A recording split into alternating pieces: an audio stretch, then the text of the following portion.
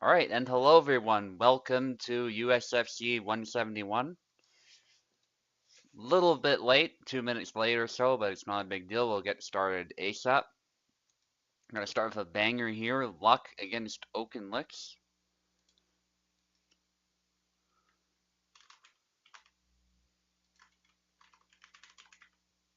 Yeah, I just put it in caps because that's how it was before.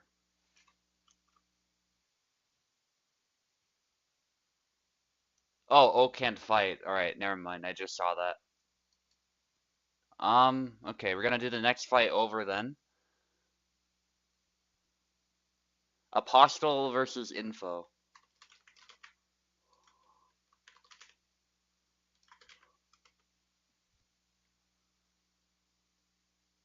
Yes, I see that a beer. You don't have to ping me again. All good.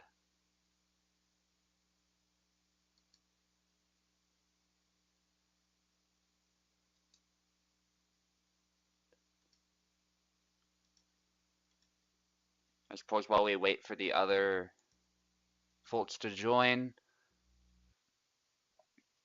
I'll enter the commentator cabin. If anybody wants to join, feel free as well.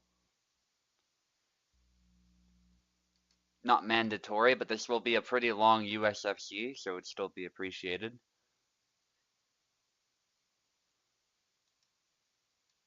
Info's already here, that's good. Because this is a fairly long USFC, please do try to show up to your matches. Don't delay if at all possible. Oak let me know right away, so always good with that. But if there is some kind of issue, let me know as soon as you can. We're gonna wait for Apostle here, and if Apostle doesn't show up, Info, I guess we'll get to fight BK later. I curate these matchups as specifically as I could so that players would all be fighting people roughly of their skill level, so I'd rather not scramble them up too much if I can avoid it. Although making Info wait so long would kind of suck. We can pull the fight back a little bit. Or we could even just do it right now if Apostle is not around. I know BK is around, so maybe that makes more sense.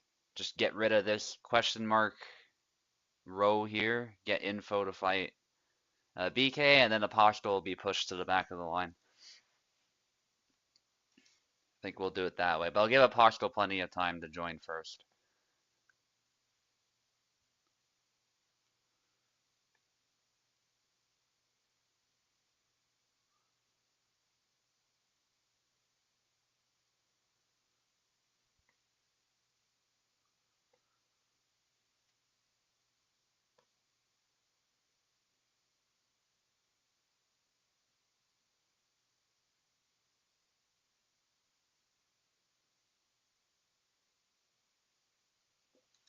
Okay, Info's still around. I'll give her keyboard as well while we wait. Um,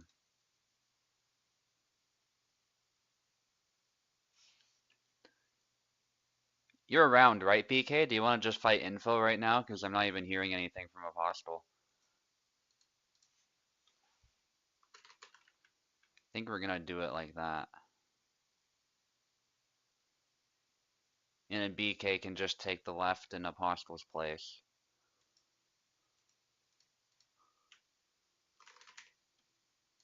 Because BK is here, he was here pretty much right away. And he doesn't have somebody to fight for a while, so I think we'll just do that.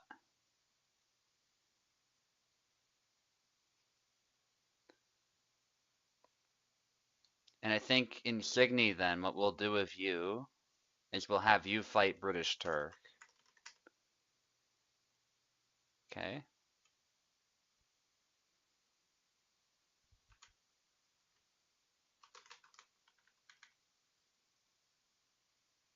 And we'll put Apostle right here. If he's around, he'll get a fight with somebody else, but I think this is how we'll do it.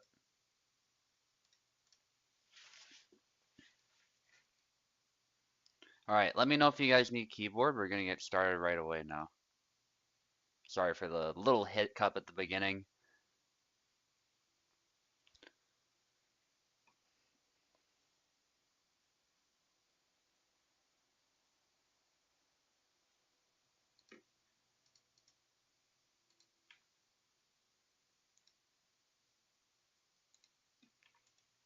Alright, but you're not in right now, Mitch Nix. You're in a little while. Okay. Let's go. I don't know why this keeps changing. I put it on never every single time, and it switches right back. Anyway, if you need keyboard BK, let me know. Otherwise, you're on the left side. Info will take the right.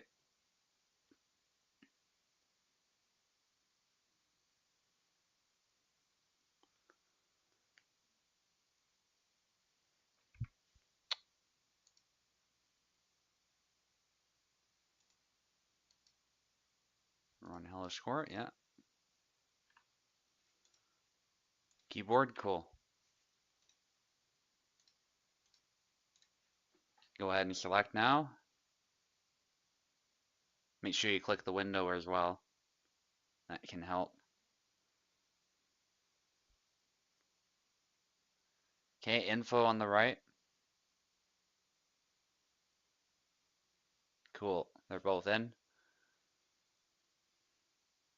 Now, info unsurprisingly goes with her main, Marie.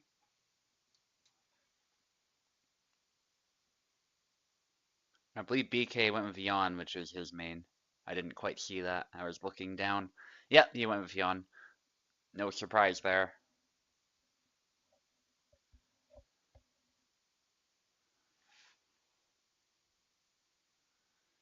Thrust attempt by info. BK does deflect it. Yeah, he's good to go. Looks like he's playing a little cautiously right now. Respecting the rapier, which can be helpful against Marie, but you obviously at some point do need to close in, as he does there. He gets blade contact first and then stabs, using the curved tip of that saber to get at the arm. Now, Jan is very good at that. There's a stab to the head there.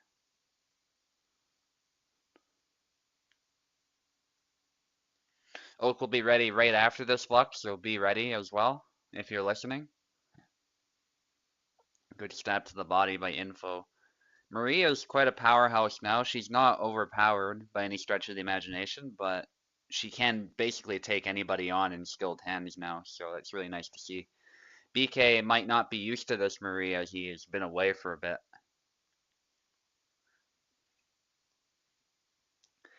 Cuts by info. BK does not respond with a cut to the head, so he is hit several times and taken out.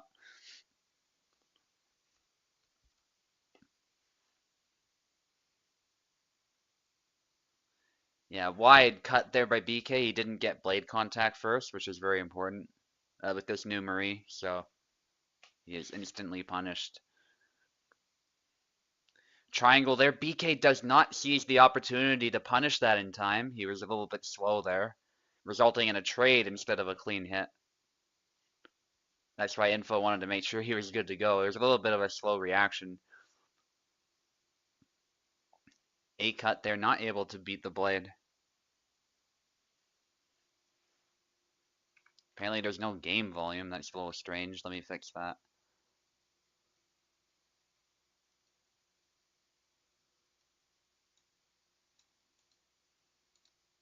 Don't know why it keeps switching to default. That's probably what's going on. There, you should be able to hear that now.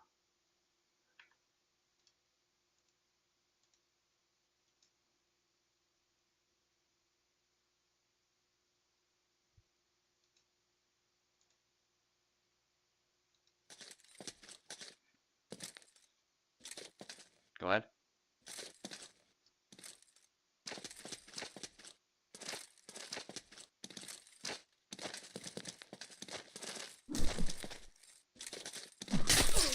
Nice use of the low guard there to hide the range a little bit and then come up to the hand there. Very powerful stab now with Marie. We've seen that used quite a bit.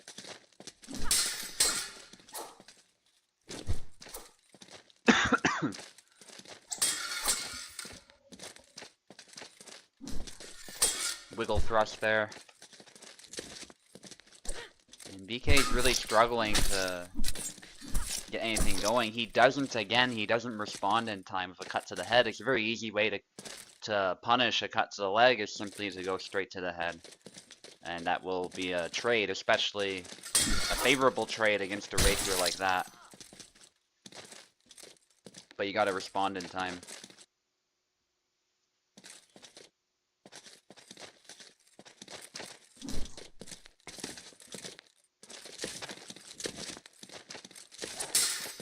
Marie's head is wide open when she goes for that leg cut, and she basically gets rid of any control of the center, so you gotta be assertive. You gotta use the fact that you're better up close with the saber to your advantage. If you're fighting from range too much, the rapier's gonna win. Tries to stab there, a little bit out of measure of that cut, and the stab is deflected both by the rapier and the hand protection, so Info takes it 7-2 for the first round. Very decisive win. Nice to see the hand protection actually doing its job too. It further deflected the weapon. That's a new update that was made to the game. You gotta actually mind the hand protection of your opponent now. Before it was a thing, but it wasn't as much of a thing as it is now. Info on the left now.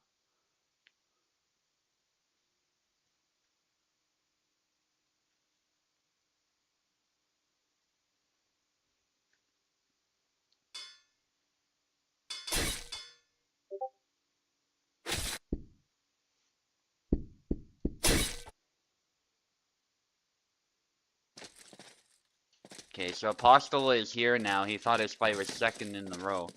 Yeah, that's why you gotta be ready, because sometimes we have to delay or we have to move to the next fight, so.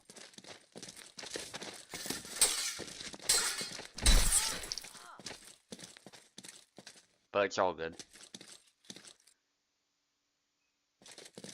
Apostle will fight British Turk, I guess. That's really the only slot we have available for him now, so that's what we'll do.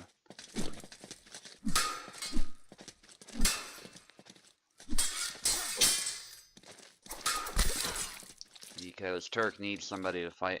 Good stab down low. Looks like BK is starting to make something work with Jan, with 2 back-to-back flags this round.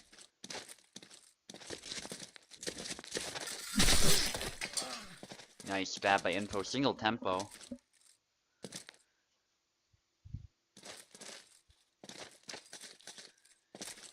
And I would say a lot of the trouble BK is running into is move choice as well. He's going with the stab, which is fine, but definitely needs to change it up a little bit. Use some tighter movements to displace the rapier before closing in. Or even better, displace the rapier and hit the head in one go.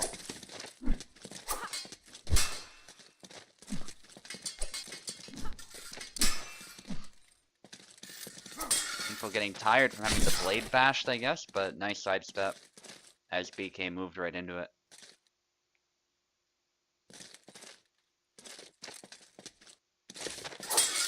Dash thrust there, very risky move, but nice way to get an early kill.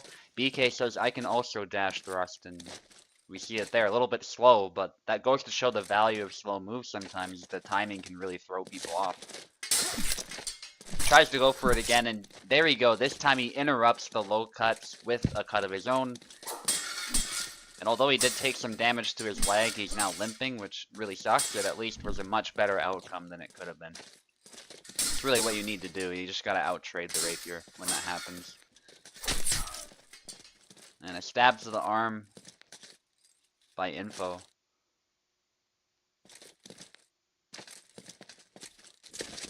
But BK is actually still ahead despite that. There you go. He needs to make it messy like that. As soon as that happens, the Saber is gonna win pretty much every time. That still remains the case even with Marie's buffs.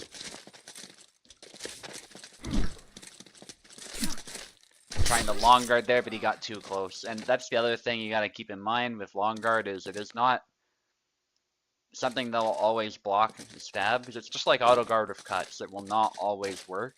Your positioning and the type of bind that you get matters a lot. Marie can sometimes force an overbind now, and she will land an attack that way if she's close enough. So you gotta watch your positioning, how her blade is positioned. And I'm not saying it's super complicated or a perfect system or anything like that. It's quite simplistic, really, but there is a bit of physics at play every time the blades interact like that.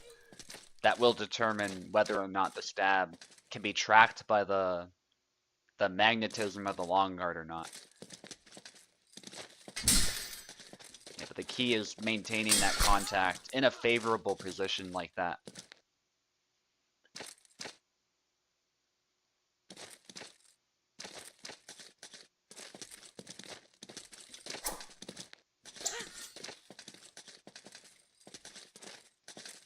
BK's backing up. I don't know what's happening. He's not stopping, so something looks wrong there.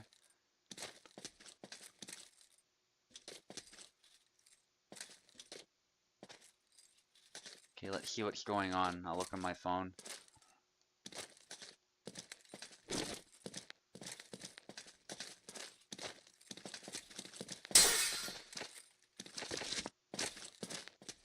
Yeah, it's a big USFC. I'm glad I actually was able to find time to host the whole thing. It would have been a big task if other people had to host in my stead.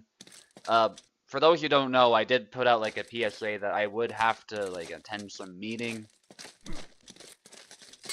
for like the early, like the first hour or so of USFC.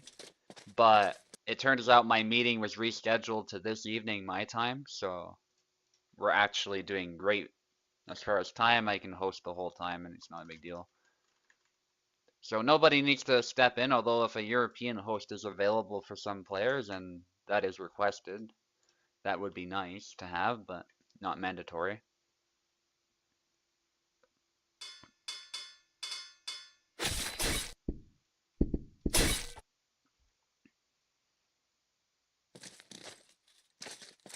I know Turk is usually available for that, although it is a long card, so I don't know if he's available the whole time. Nice, Turk is here. And is available for players who are having trouble. It is 1-1 at this point. I know the score is not accurate. Something funny happens when you switch sides. Unfortunately, it no longer accurately tracks the score in the game, but as you can pretty plainly see, Jan won the second time, so it is 1-1. Nice. It looks like BK has figured it out. It definitely takes some adjusting to the new Marie, but once you make that adjustment, she still has many of the same weaknesses, even if she's able to compensate for them a lot better.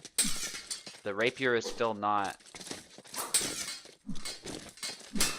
really rocket science to deal with, I don't think, as far as the simple concepts go. Now, a really good Marie player will still make it very complicated by getting aggressive out of nowhere. Maybe getting some grabs and stuff like that, but at the end of the day, it's up to you as the Saber to close in on that rapier.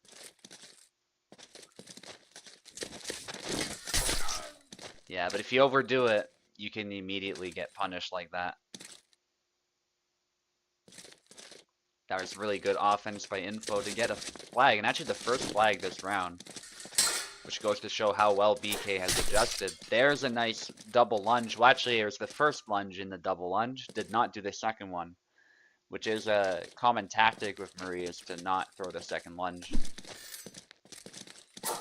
That first lunge very often will kill on its own if it's timed right. Good sidestep there, trying to hit the arm, but nice angle picked with that cut, so it does force a trade that is in favor of BK.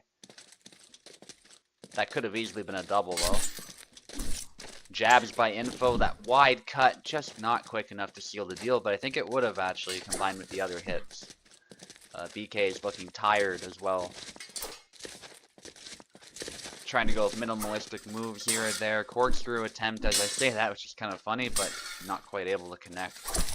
There's a stab from BK, but he is beaten to the punch.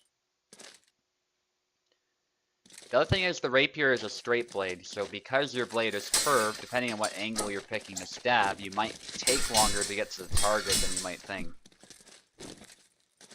compared to just a straight line.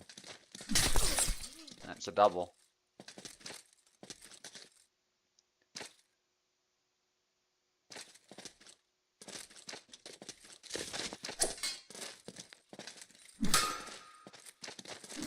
You especially notice that with Hassan stabs, his blade is pretty steeply curved, so he really struggles to reach the target in a reasonable amount of time sometimes, depending on the angle he picks. If he picks the right angle, it'll come right around and try to hit you, but Info is starting to make a comeback. victory here will be very important, I think, for BK, getting his morale up after the initial struggles against Info's Marie.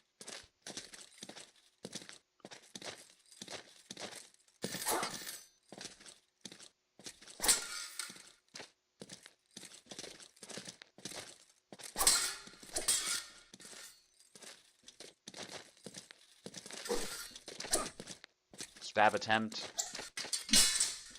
Beats the blade. But BK cannot walk normally. He's limping at the moment, so it's actually really difficult for him to close the distance. And Info is playing this how you should, as the rapier player, poking and prodding from range until BK runs out of gas. But this time it's a double.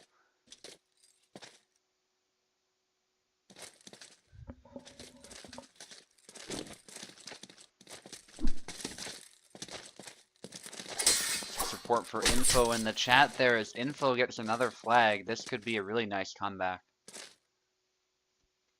This is going to be a very important round. Will Info regain some confidence from this comeback, or will BK solidify his advantages and manage to make it 2-1 for him?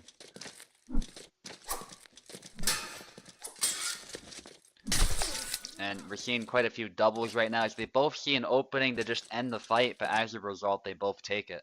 And it's a double. That's often what happens. You're not trying to be suicidal, it's just you're taking the opportunity that you're given as soon as you can to end the fight, especially for BK. That's probably pretty important, and he does get it eventually, that nice corkscrew, getting right around the rapier there. Taking advantage of that curved blade.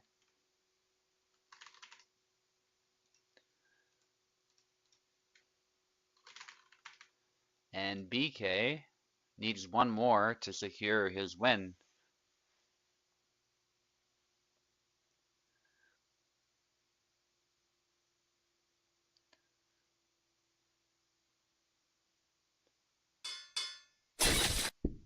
Yep, same character, no surprise there.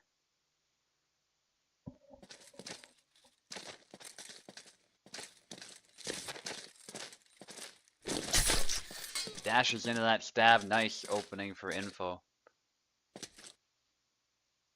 Cannot allow BK to win another one though. Nice, this time he's able to parry the cut with a low thrust, using the hand protection, and there's a bit of an exchange. However, having taken that hit to the leg, BK is limping. They both go for low stabs, they both have a B cancel stab. Info's is a little bit longer range.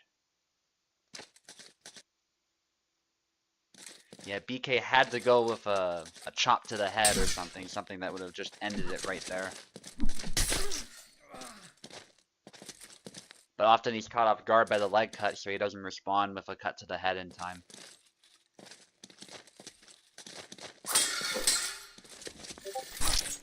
Thrust there, trading with the leg cut, but it takes out the mobility, so again, it might actually have some value for Info, and there it is.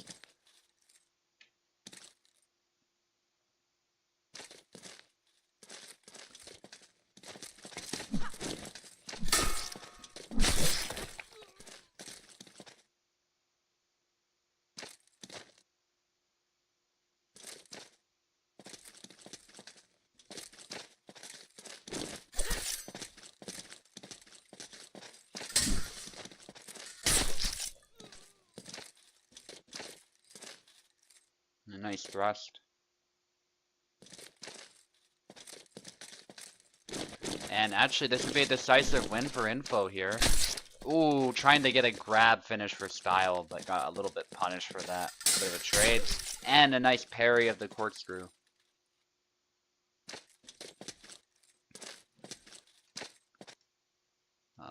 So Info takes it 2-2 now. This one is down to the wire.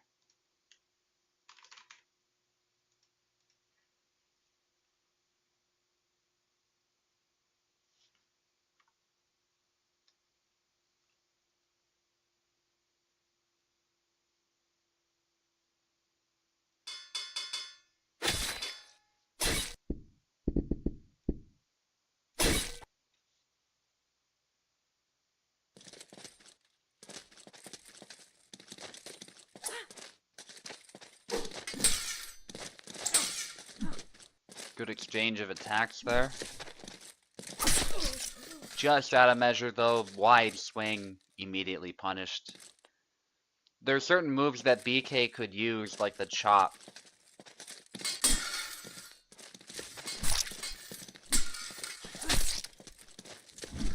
But he's not using them, so I think that's part of the problem that he's having. Double.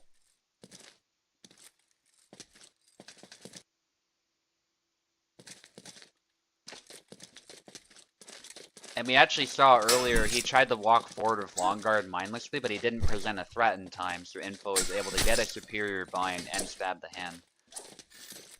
Any character can do that, by the way. It's not a Marie only thing. It's just that Marie is a bit better at it now because Kubel buffed her. So she's actually threatening if you mindlessly just long guard and walk forward. Before that used to be very simple to pull off, but not so simple now. Long guard is still your friend, but you want to use it intelligently.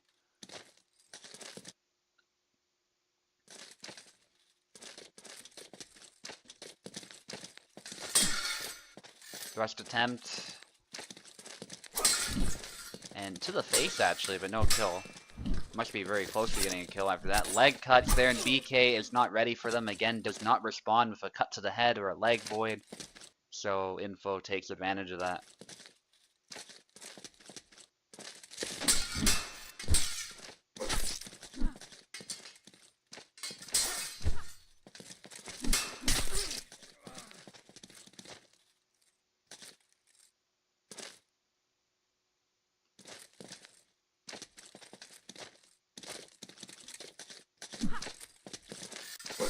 Thrust attempt there. More of a push cut and a double. Info still ahead. Info looking to win. This whole fight here, it should be pretty nice against a Yan who's traditionally considered the better rapier. Nice. Just walks forward, makes it messy. That's really what you gotta do, but you also have to respect the fact that the rapier can kill you pretty quickly if you're mindlessly closing in. There's a balance to be achieved there.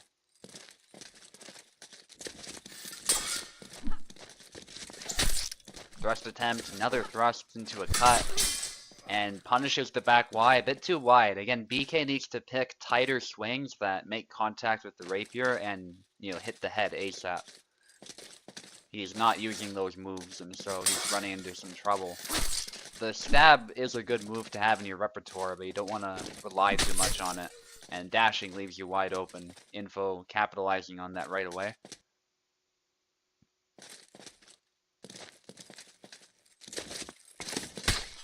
Punch, almost able to get it there. If he did a forward Y, he would have had it. But BK is not ready for the grab. Info finishing for grab and styling on him. Very close match, actually, all things considered with the score, but Info was able to take it. Now we have luck against Oak. This is one I'm very excited for.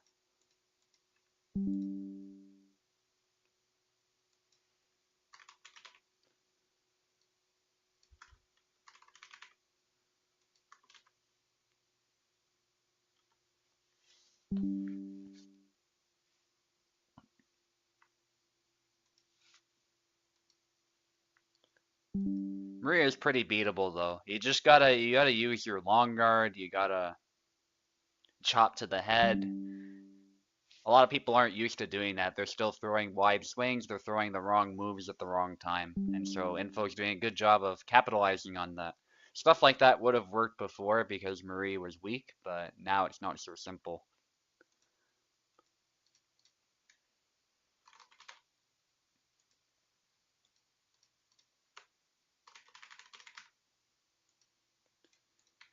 You can't play the game selfishly against a character like Marie. You have to recognize that your opponent wants something very specific, and you have to interpose your blade and say, I'm not going to let that happen. You can't say, well, I want to cut, so I'm going to throw a wide cut and see what happens. That's not going to work. It's like playing chess. You can't play chess like that either. Luck on the left, Oak on the right. But now people are getting a taste of what Marie used to be back when she was good, so it'll be interesting to see how the meta evolves to counter that.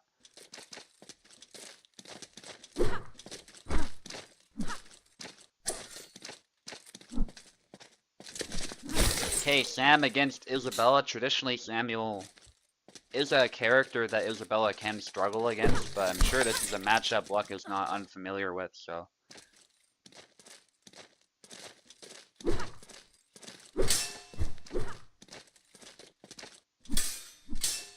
We'll see what happens with this. 1-1 so far, looking to be a very fast-paced, relatively even fight. Snap cut to the arm is not able to kill, and Luck goes for a stab, but Oak sidestepping it. Does get a clean hit.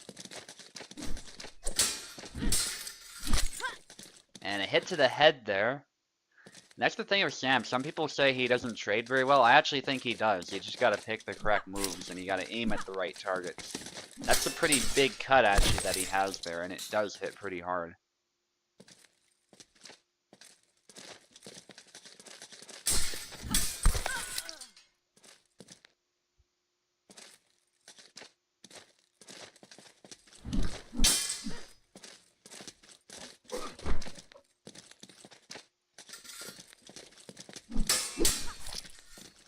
Nice hit by Luck, and then a stab. Isabella's stab is also a bit underrated. Yesterday I was able to make really good use of them in the Isabella mirror. And it really surprised people how easily that was landing. Against Zara, actually, I don't think it's very easy to make that work, but against Isabella, another Isabella, that stab bypasses the guard really nicely. And it looks like against Sam it can be a lethal weapon as well against his auto guard if you do it correctly. But this is still a pretty even fight. Luck again with the stab to the hand. That's a classic longsword trick. Out of nowhere, like it looks like you're gonna cut, but then you just go straight for a stab. You can even turn a cut into a stab in real longsword fighting. You can't quite do that in this game. Although the game does have some moves that do look like they could be a stab, but they're actually a cut, or vice versa. Especially Zara has stuff like that. Isabella has a few too. Oh, snap cut to the head.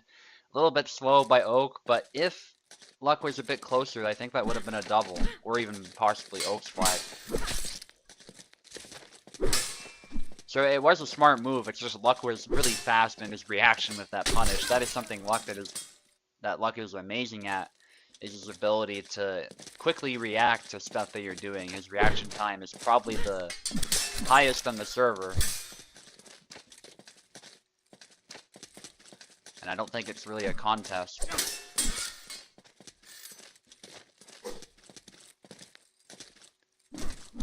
And it's not like he's inexperienced, he also has that, like, years of experience that many of the veterans have by now, so that helps him as well.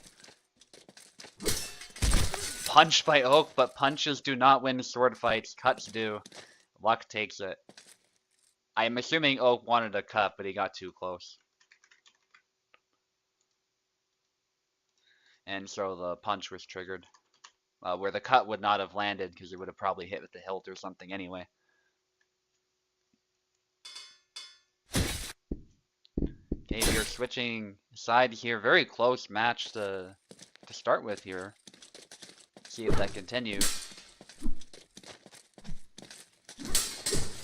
Luck being quite creative, and it's invalidating Sam's really good auto guard a lot of the times. He's slipping stabs out of nowhere to the hand. I've talked about before, by the way, how Samuel's wrist looks broken even without dynamic muscles. There you go. You can see it if you pay attention. His wrist bends at times very, very awkwardly. Dynamic muscles makes it worse. In the regular state of the game, it's just visual though. The wrist looks strange, but his moves are normal. But in dynamic muscles, that wrist is already bent, and it just does really weird things.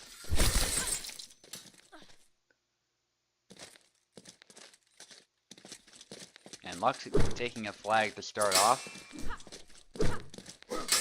Nice exchange. Neither of them wants to overextend too much, and Oak's cut there was stopped a little bit by Luck's attack single tempo. And there's a hit by Luck. He's very good at those single tempos. Isabella, one of her best weapons is essentially single tempo actions. There's a hit to the leg.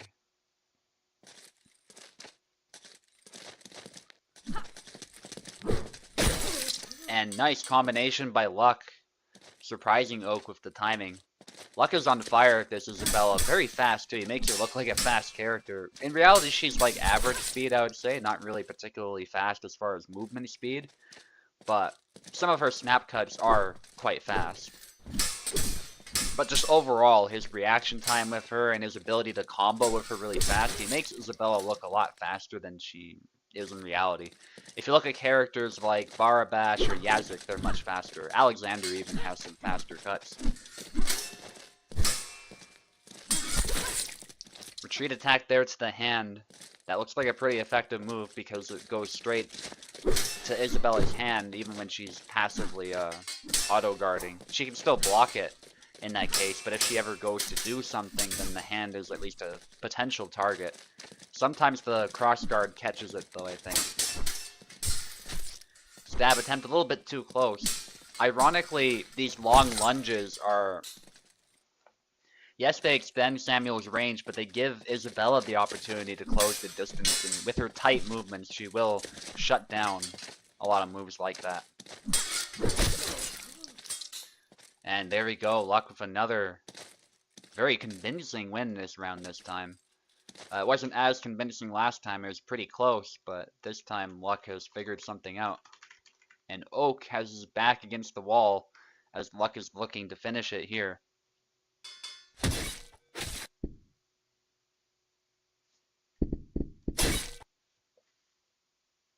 The thing with Isabella is she does a great job of fighting for the center.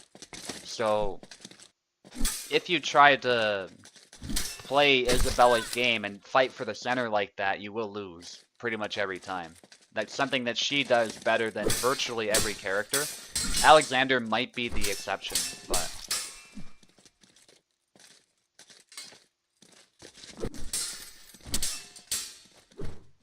Oak wasn't robbed. What happened was Oak was too close when he did that lunge, and Luck dominated the center line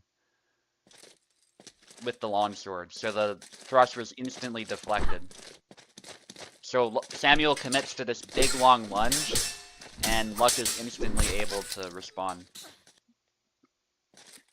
And it's from too close. He's not hitting with the point to begin with, so the lunge is essentially rendered pointless by the fact that Luck was already closing the distance and ready to snap cut the head too. That's something to pay attention to when you're lunging, is you have to watch the range that you're at. If you're too close, then you're not going to hit the point. And you can test it yourself in real life. If you try to lunge like that when you're so close to somebody, you're not going to generate the force that you're looking for. And often you won't even hit with the point. It's a very long-range attack that Sam has. Very high risk, high reward. Good sidestep, though, by Oak. He's starting to figure some things out.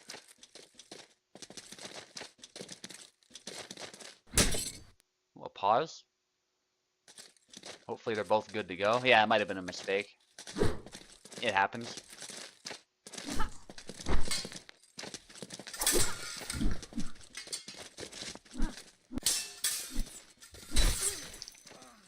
Good combination.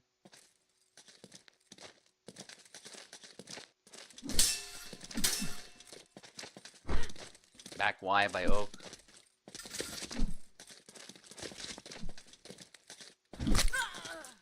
Nice hit by Oak.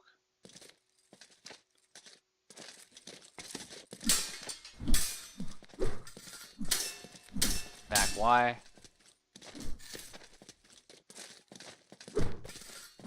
Yeah, Oak is playing a much tighter game now, not trying to fight for the center so much, but trying to punish Luck's mistakes, and I think this adjustment is working well for him. It's going to be up to Luck to generate some offense, and amazingly, neither one was killed by that exchange. Oak getting stabbed in the chin, Oak landing a cut of his own, but they are both badly hurt.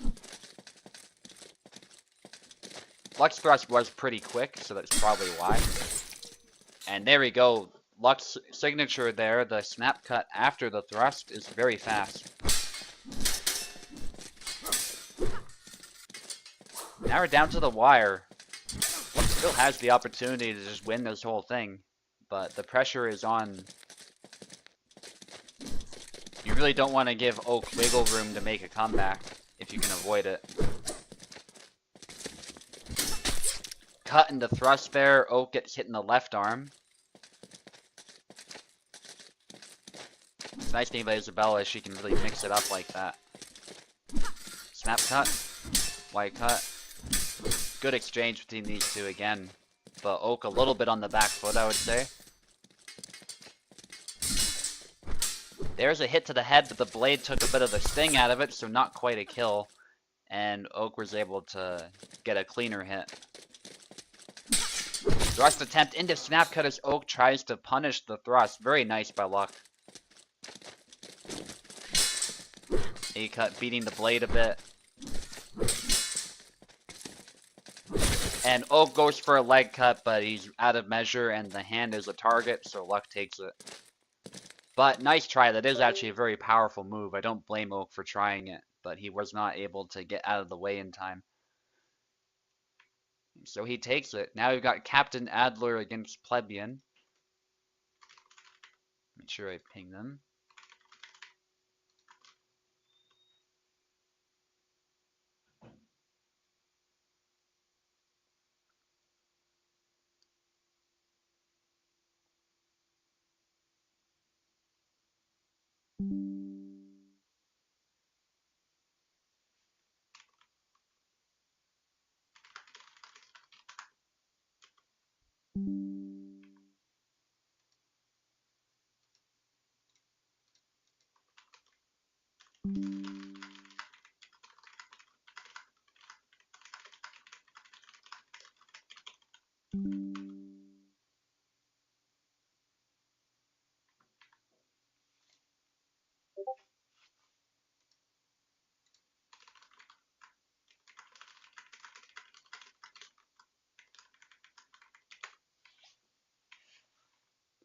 Alright.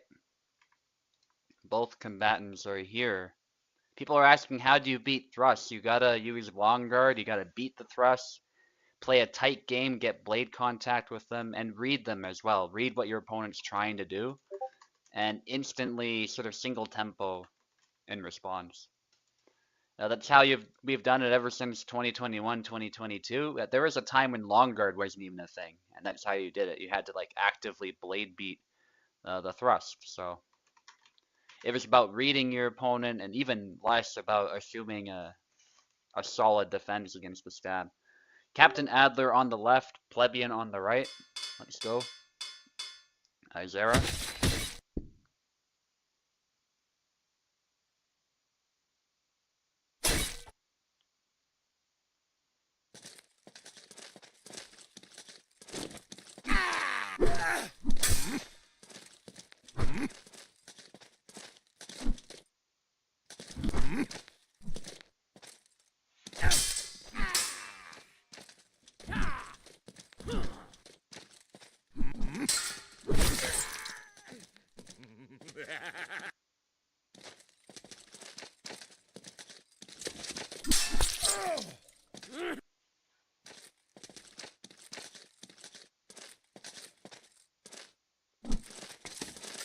Alright, back to the fight here.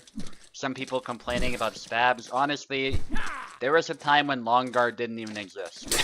And we still coped with stabs, so if anything, it's even easier now than it used to be, so.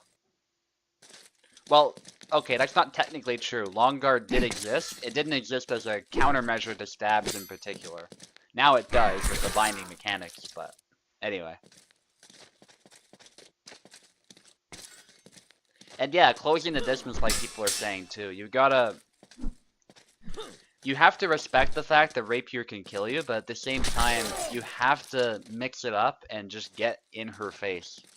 It is on you to close the distance. If you're playing the ranged game against Marie, you're not going to have a good time.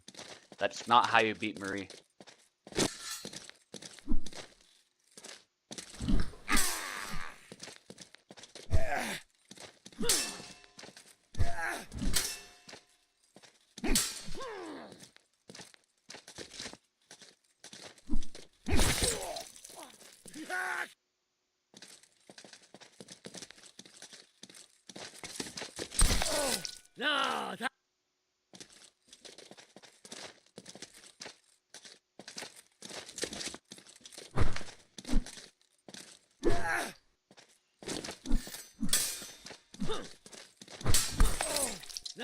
Nice.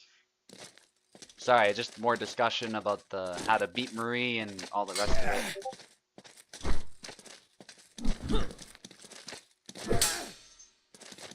My voice is out? Is anybody else not hearing my voice?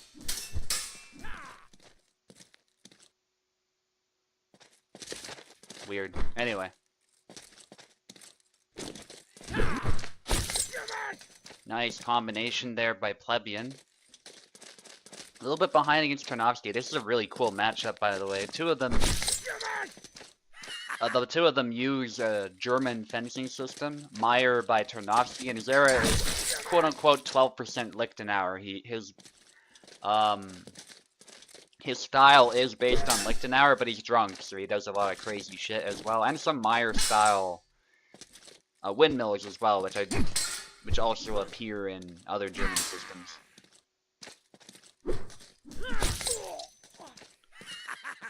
But Meyer especially, he has a lot of these like wide sort of swings. Less tight gameplay, but wow, nice comeback by Plebeian. It looked like Plebeian had his back against the wall, but after some active exchanges, he was able to get the better end and switch up his timing on Captain Adler. Yeah, everyone says voice is fine, so something on Michenik's end.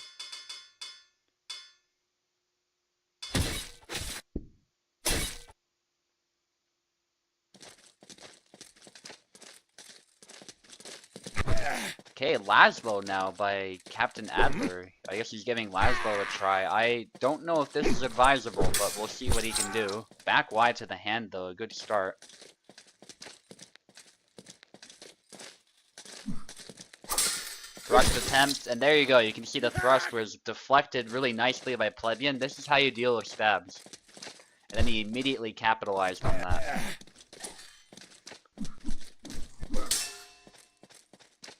Good usage of the windmill cuts by Zera to keep range there too.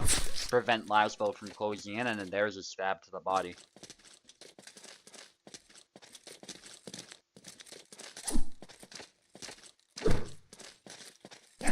Bit of back Y action going for the hand, and a whiff by Plebeian is punished right away. That is the danger of Zera. If you whiff too much with him, if certain moves, you will run into trouble.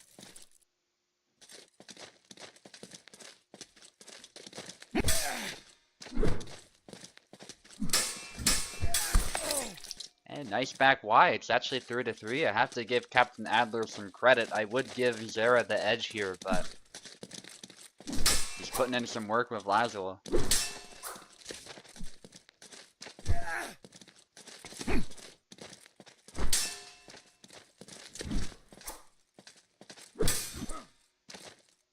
YY combo can be useful. Its timing is really awkward, but Plebeian was ready for it. Very patient.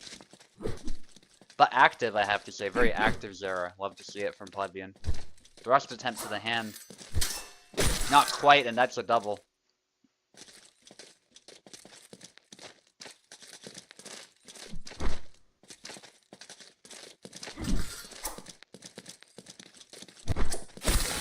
Double.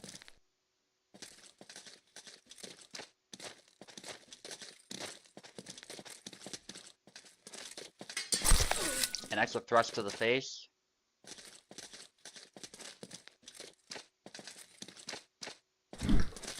Plebeian able to get a little bit of an advantage, trying to snipe the hand there, but good distancing by Captain Adler.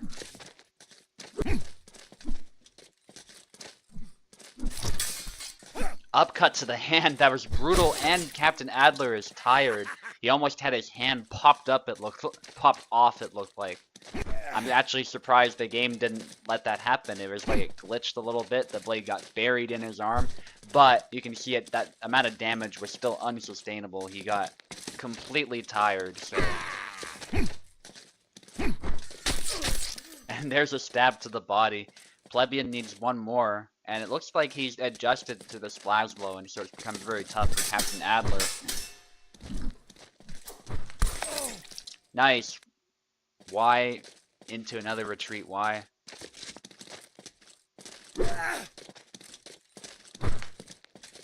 Kingdom Come Deliverance is an awesome game, so people discussing that. Both games too, although the first one is quite incomplete compared to the second one. It was a smaller studio at the time, so it makes sense. I still recommend the game. It's just you have to be prepared for the fact that it might be a little bit unfinished. It's still a good game. If you like that type of game, you'll absolutely love it. And actually, as we speak, Captain Adler making a comeback.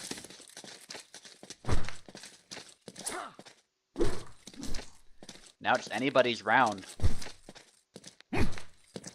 Some whiffs by both of them, trying to get the other to make a mistake.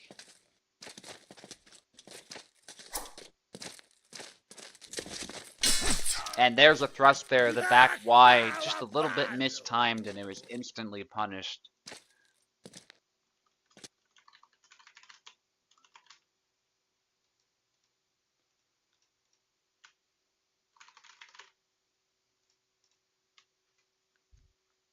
And Plebeian is looking to finish it.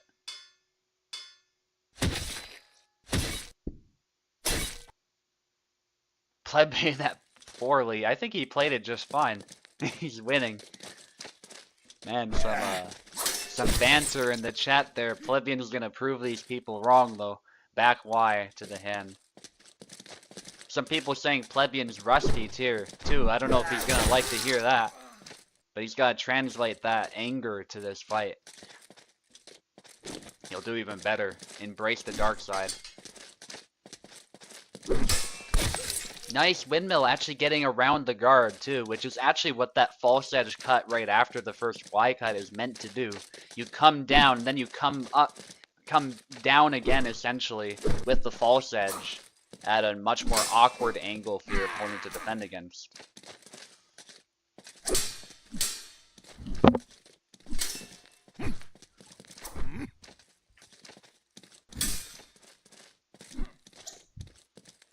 And it really flows nicely in real life. And actually, if Zera, if you do it right, it can flow pretty nicely with him too.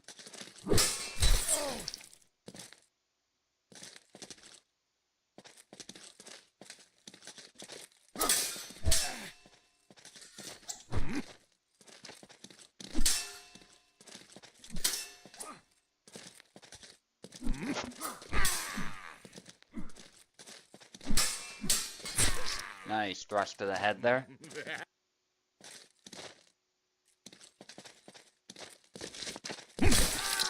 Single tempo though by Captain Adler, that was nice.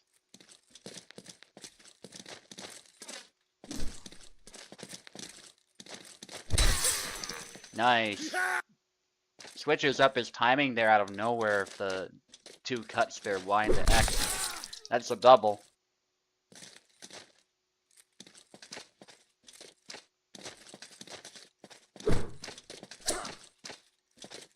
Big swings by Plebeian, but they cover a lot of range. They take a lot of space away by Captain Adler. Then he ends up turtling up a little bit.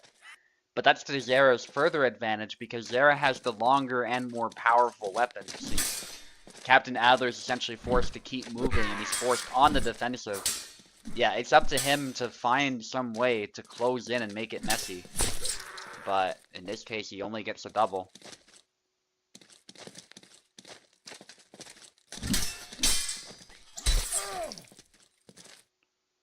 Nice.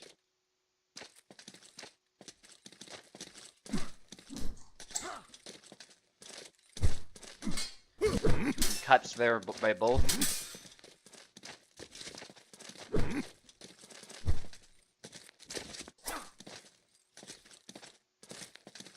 Feint.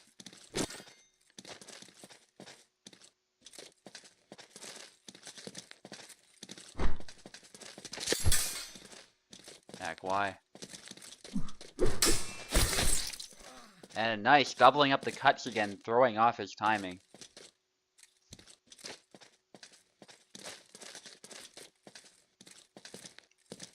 Low guard by Plebeian. Obvious bait. Not quite taken, but nice hit to the head there as Plebeian tried to resume low guard. Thrust by Plebeian. Not able to hit, and he's getting tired now because he has previously taken some damage. Good movement there, but back Y. Eventually secures it though. Nice by Captain Adler.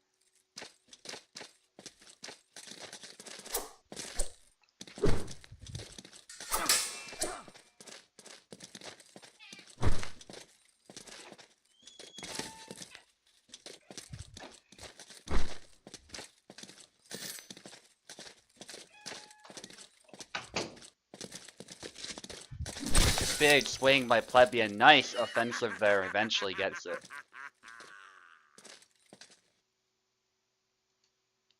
Now we have Pico against Sir Radzig. Speaking of Kingdom Come.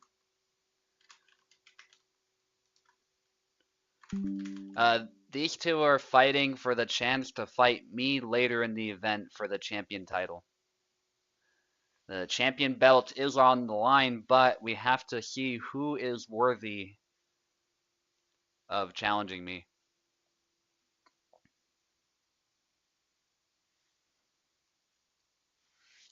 Pico said he'd be an hour to an hour and a half late. It's about an hour now. If Pico is not available right away, we can just skip to the next one, which will be Sava Grouse against Eternal Glory.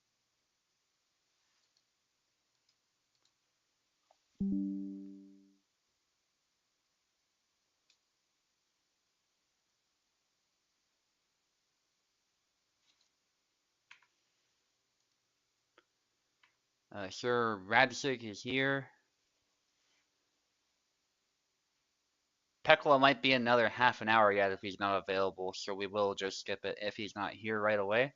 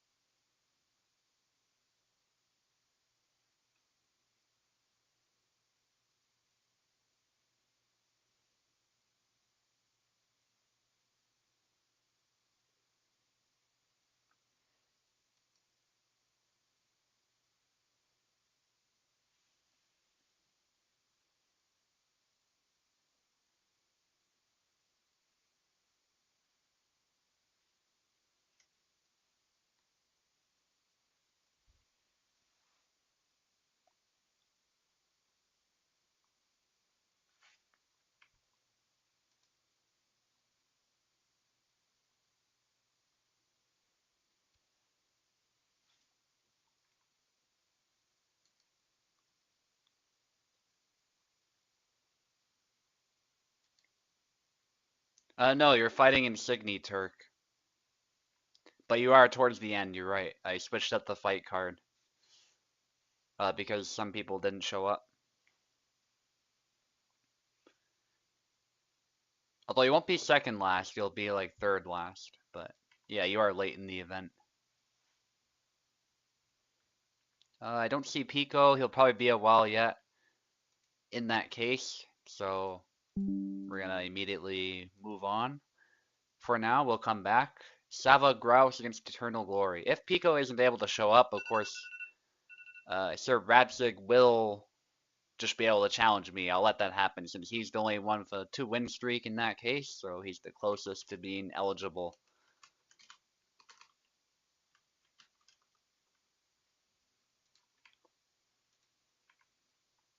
Okay, Sava Grouse and Eternal Glory.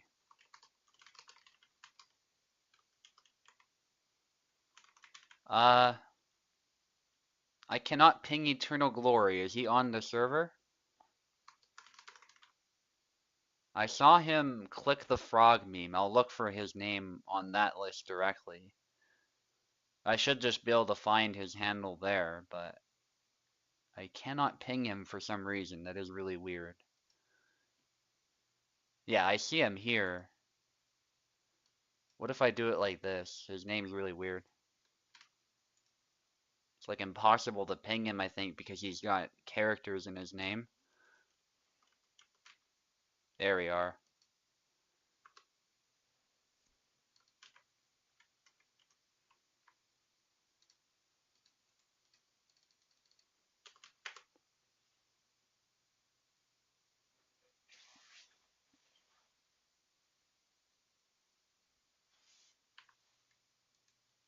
Okay, and if they're not here, we'll just again skip to Michinix against Clemino. And go from there. Who's Bob D. Huisbas? What? Who's that? Sava, okay. Cool. So Sava is here. We're just waiting for his opponent. Eternal Glory.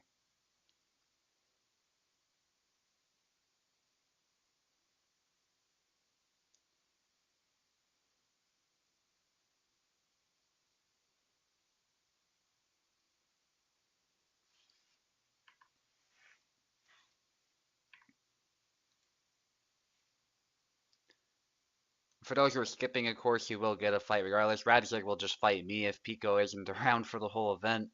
Sava, on the other hand, will find you somebody in the worst case scenario. Maybe a newer player who lost a fight will get you a fight pretty quick, but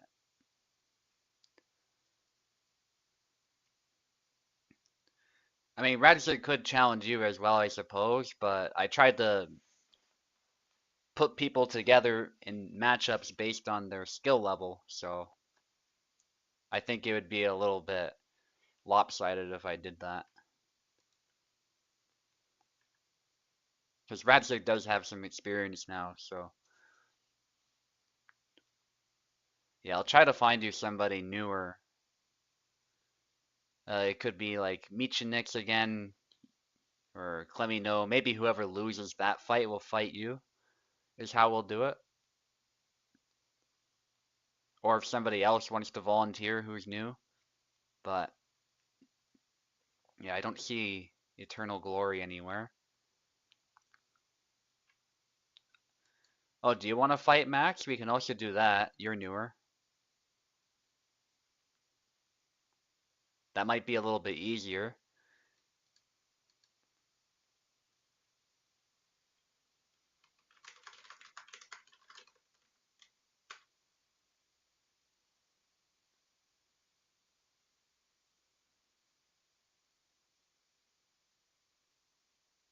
Yeah, go ahead and join the same link. I'll post it again. Just join. So we got Sava somebody to fight right away, which is good. I'll push Eternal Glory to Apostles match, and if he's not around then he will be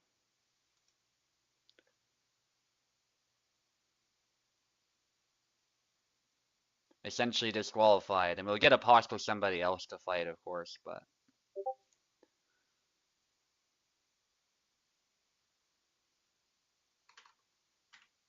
put Max there against Sava. Yes, against Sava right now.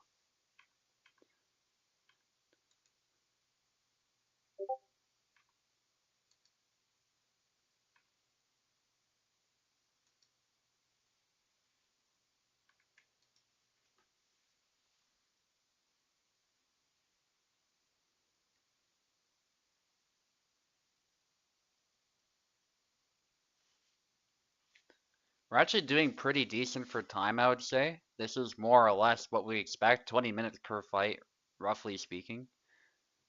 But still got some fights to go here. Oh yes, because Max and Info use the same Parsec account. Cool. You've got keyboard. Sava, if you need keyboard, let me know as well. I can give that to you.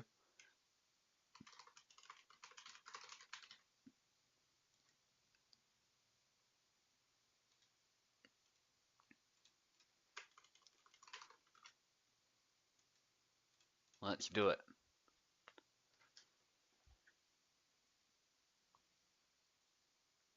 Sava, Grouse, left. Max, right. Controller? Cool. Yeah, you have controller. Oh, somebody went back.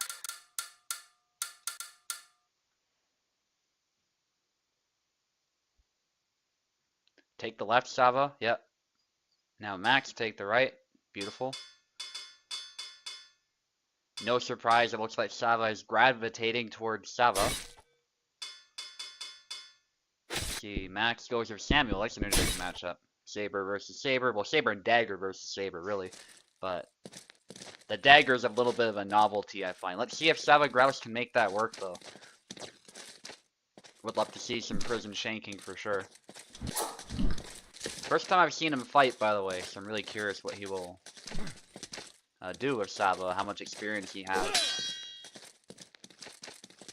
Sava is definitely considered by many to be a little bit lower tier, tough to use, but if you use him well, it's definitely quite possible to win with him. He does have some interesting tools, but he's a lot more technical, he's more of a zoner than the other Saber characters are, so we'll see. So far he's using a lot of the high guard attacks, but then out of nowhere he comes in with the prison shank. That was nice. Oh yeah, try not to hit shift and tab, Max, just I think Max might have had a little bit of a lag, but he's good now. Or perhaps he hit some buttons he didn't mean to, and it caused a weird pause for him, but a little bit of a trade. Nice, taking advantage of the fact that Sava was in high guard, and capitalizing on that. That quick dash and move. That is the risk you take by assuming a high guard. You can command a lot of space with the threat of your attack, so it can be a nice stance to hang out in a little bit, but you have to be wary of the fact that you're also wide open. You have to manage your distance.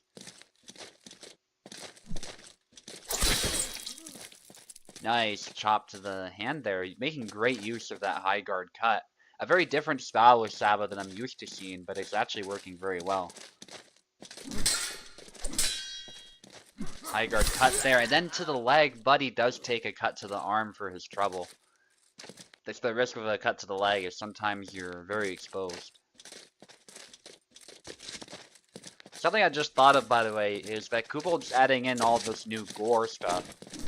But there's a setting in the game where you can disable graphic content. Now, I wonder if when Kubold fully releases this feature, or if it is the case right now, like, does that disable the gore with Tarnowski? Because Tarnowski is the character right now with the advanced gore system. I wonder if that gore is disabled if you have the graphic content off.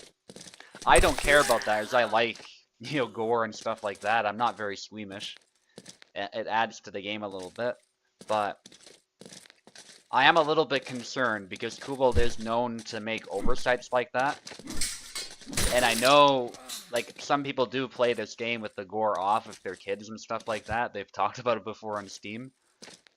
So I do wonder about that. Like, would a kid out of nowhere get exposed to an arm hanging on by a thread?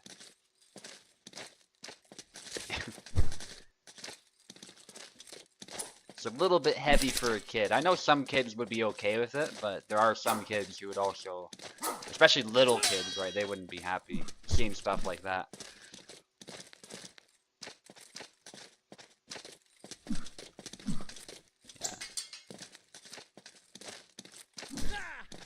Granted, you know, this game is listed as a, you know, a gory, realistic game, so it's like, that's the risk you assume when you get it and you're playing with kids, but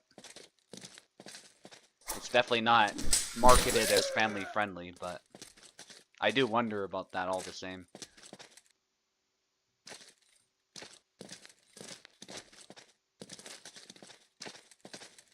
Anyway, back to the fight.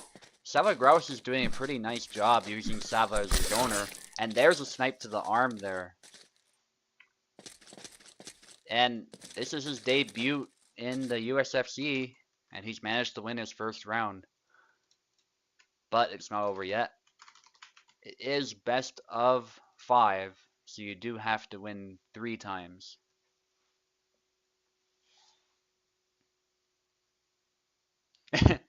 Accidentally caught a glimpse of Hellish Quart gameplay. Honestly, this game is generally pretty mild, I would say, though, compared to some other games when it comes to gore and graphic content. But yeah, no, I wonder, like, is a kid ever gonna accidentally see an arm dangling like that and, get a little bit traumatized by it? I don't know, or at least a little bit sick, But because sometimes it's not so much that you're being traumatized, it's just that it's gross, right? And you're just like, ugh. Like if you watch The Pit, there's a lot of moments like that. They show a lot of graphic stuff, and I'm not a squeamish person. I don't usually cringe at that stuff, but there's a lot of stuff there that you don't see exactly every day, so it is pretty gruesome because it's an ER drama, right? So you get all sorts of gory injuries that are very realistically shown, actually. So even if you're not squeamish, you might cringe a bit at some of the stuff that you see in that show. But it is a really good show.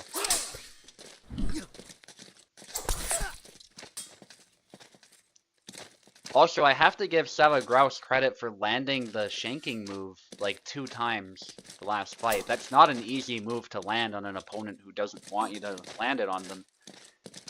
Because of the short range and the fact that you're kind of locked into it if it goes wrong, but... Big slash there, punish single tempo by Max. Yeah, let me know if you want to get into commentary. I can easily let you in. That's totally fine by me.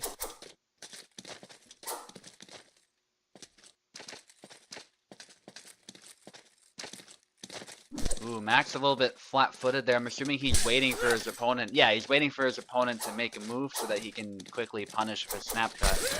And there he goes to the head.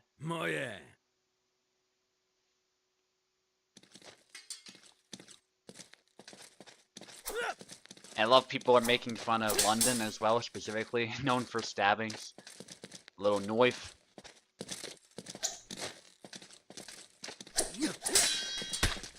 There were license for that.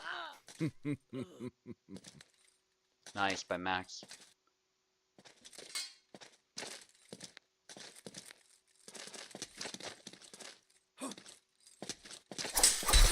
Goes low to the leg. And Max needs 2 more to make it 1-1. Max does have some experience, although he is newer, so I think this is a reasonable matchup.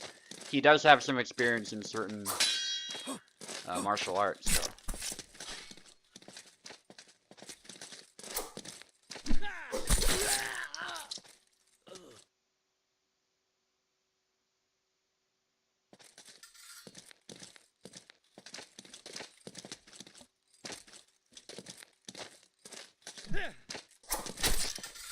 Nice hit to the body.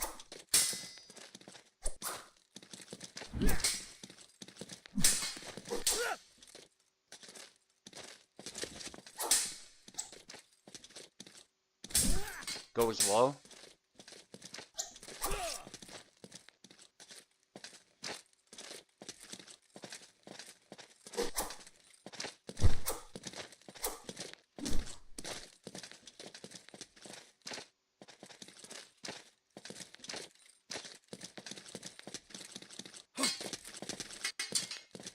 Nice grab attempt by Max. Not able to get it though. And there's a hit to the hand. Will we see a comeback from Sava? Oh, you're trying to connect? Let me know. I'll let you in after this round. I don't want to break up the rhythm, especially with like such a clutch moment here for Sava. But there we go. Max does take it. 1-1. I'll just invite you, Clemino, and you can join whenever. You should have the invite now. Cool. Right. I'm trying to connect.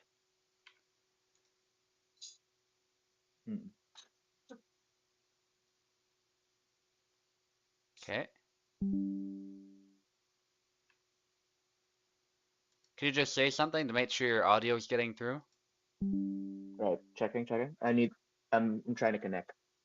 Yeah, I have you in the parsec now, and your voice is coming through, so that's good. If he's a little quiet or a little loud, let me know.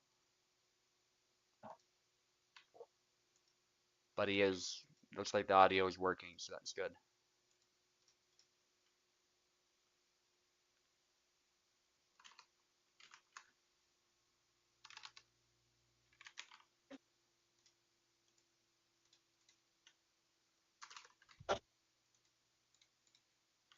Okay, let's switch sides. Someone, someone's saying that Max's style with the asset is really passive. I can attest to that. My man, you need to brush up your aggression. Yeah, it can actually be a disadvantage too against a more experienced opponent. Somebody who's less experienced might fall for that easily, but there's a certain point where you gotta get initiative back. Big slash there, and the shank misses a little bit too far. That would have been cool though, a nice combination if it worked.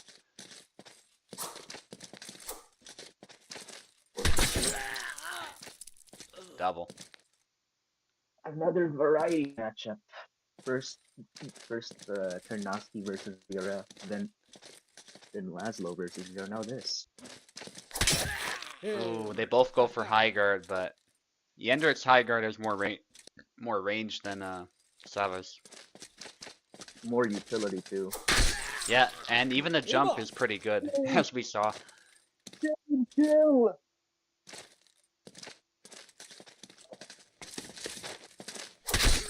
Nice squat there. Styling on his opponent a little bit here. Another game kill. Because that was completely unnecessary. He didn't have to go up the risky squat move, but it worked. Oh! Straight to the kneecap. That would hurt. Oh my god. This is amazing. I felt that one.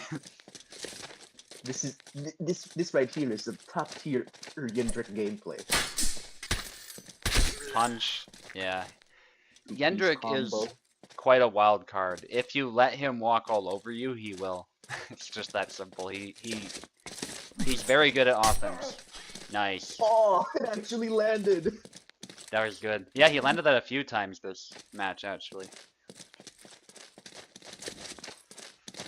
It's two Shane killed between two Oh. characters. Oh my god. He got passive again, and there it is, the dagger thrust. Nicely done by Sava.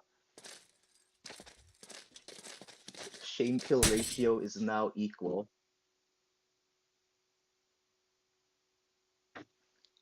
It's just in getting hit by an axe is painful, yep. Honestly, the thing with an axe too is you don't even have to hit the axe head necessarily. If you hit like the back end of it, the heel of the axe, it would still hurt. Like it could break a bone Max's or keys something. aren't working. SUBUTAI. Oh yes, your voice is a bit low for me too. You might want to raise your volume a little bit. People are saying you're a little quiet. I can raise it on my end too, but I'm also hearing that. So. Max's keys aren't working. Yeah, I see that. Let's give him a moment to sort that out.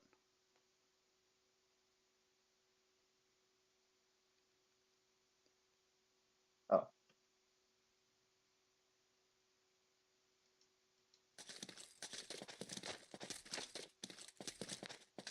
Yeah, like people are hearing you, you're just a little bit quiet. Anyway.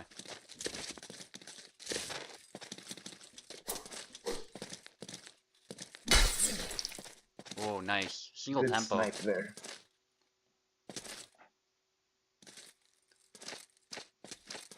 Yeah, Max getting a little bit... I wonder if that's why he's styling a little bit, is because his keys are not working, so he's like throwing weird stuff. I don't know. Accidental style is an amazing brag. Yeah, well, I mean, if you don't know what you're doing, your opponent's not gonna know either, so... I guess there's that. Ooh, blocked with the head of the axe there. You can do that. It's not easy to pull off consistently, but... Yeah, stops it dead. As it should. Goes low. Good leg swipe.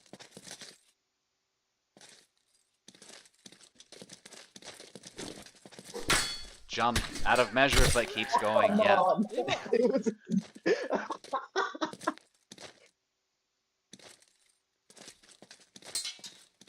Oh, drops the dagger. I love that animation. That's good luck. Don't worry about it. Oh, to the face. Yeah.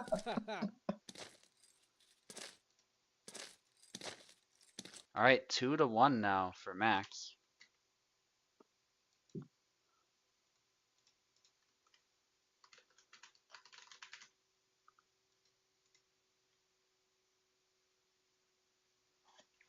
Max needs one more. Sava Grouse has been doing pretty good though.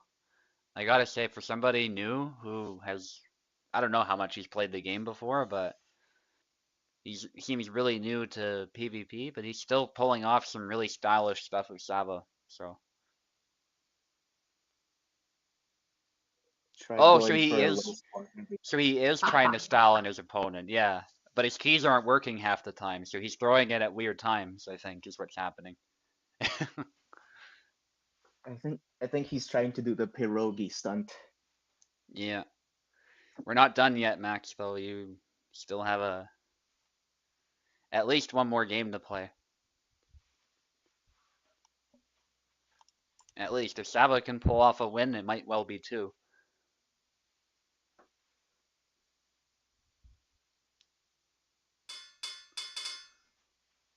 There we go, sticking with Sava.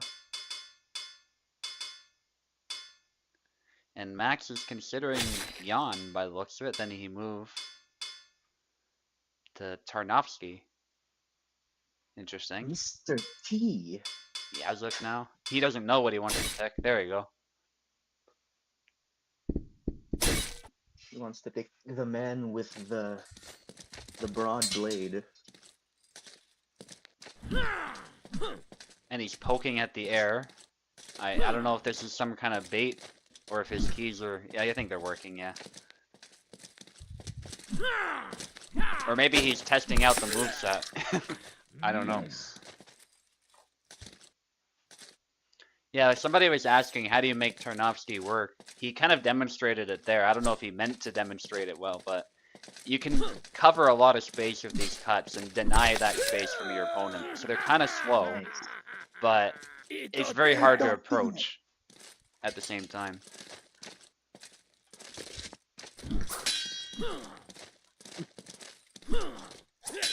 A lot of high guard by Sava Grouse too. That's very different from most Sava players. Usually you see them sniping instead. It was working though. The dagger can't quite finish it with the dagger. Goes for a cut. Nice. That was very close though. Yeah. Ooh, Almost blocks with hits the it, point. but yeah.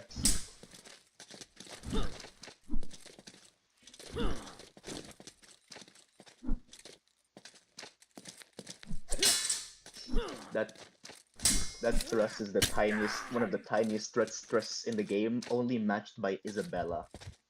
Oh yeah, she does have a really tiny one.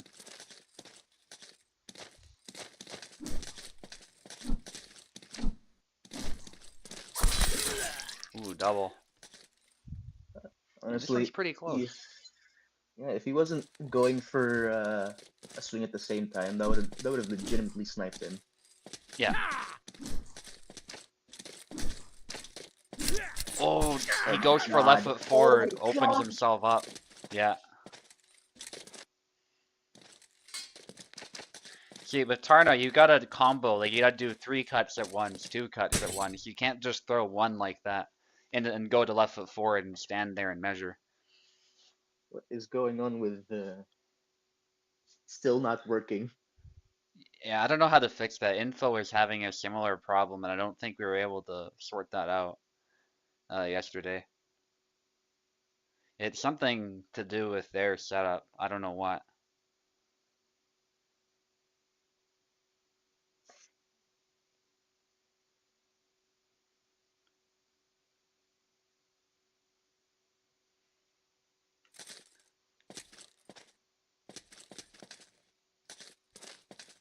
We'll give Max a second to try sorting that out. I mean, I can try resetting game pads, but I don't think that would fix it. I think it's on their end. Takes the handoff. Timing.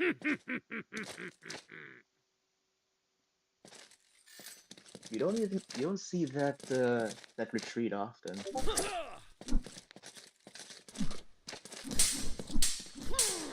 dagger thrust again there. A little bit out of measure, but I like the effort to make that dagger work. Eco's here, by the way. Nice, okay. We'll do that fight right after this one then. Nice.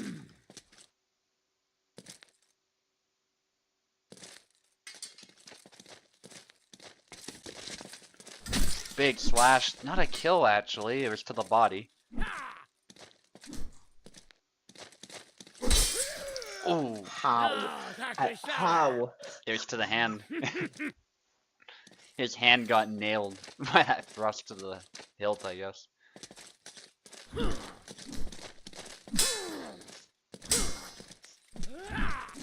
Oh, out of measure, but he actually does block with the dagger. Although he was out of range, but still, that was cool to see.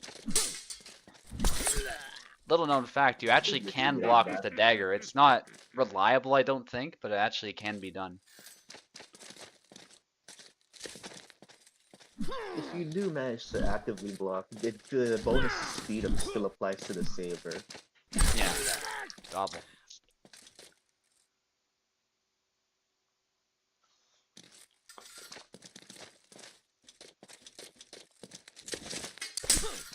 Dagger thrust. More dagger thrust, but it's not enough. Nice try.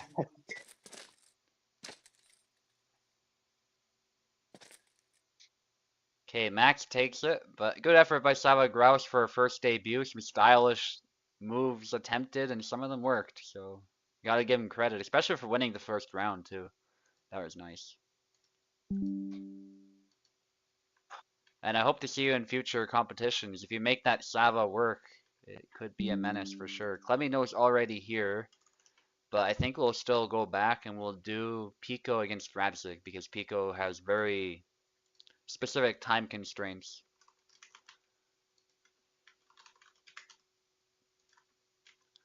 Also, I'll ask Pico if he needs to do the title fight right away, like if he were to win.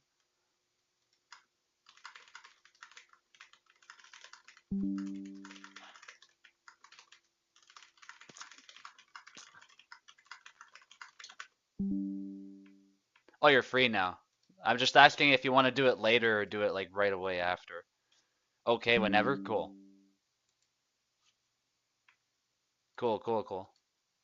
Just wanted to double check because I knew that might be an issue. Cool. We'll save the title shot for last then, regardless of who wins. But this one is very important for those who are unaware. They both have a 2-win streak. They're fighting to get that 3-win streak so they can fight me later.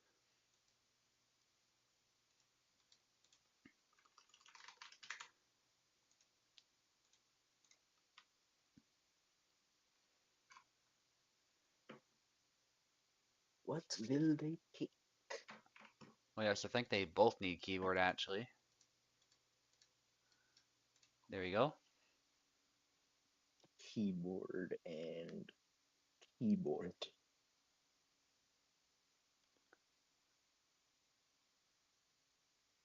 Honestly, it actually worked very well.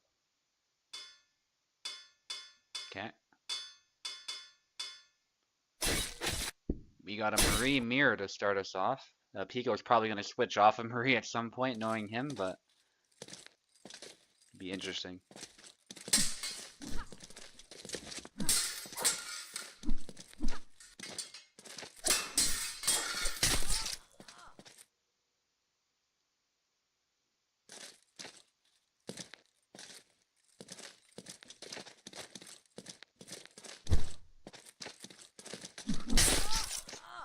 Ooh, double. Okay, I'm gonna step away for a little bit. I'll leave the commentary in your hands for a little bit. Fighters, obviously, if I'm not back in time, just switch sides and keep fighting. It might be a little confusing if you Marie mirror, but it is what it is. They are fighting for the center line. That is a beautiful, beautiful stab there.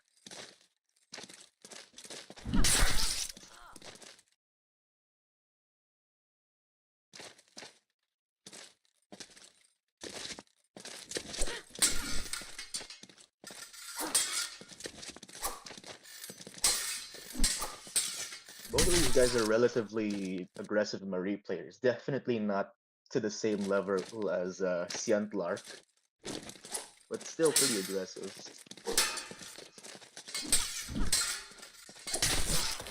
Though if I remember correctly, Siantlark might actually be... No, wait. I think Info is the better non-mirror match player. Siantlark's the better mirror match player.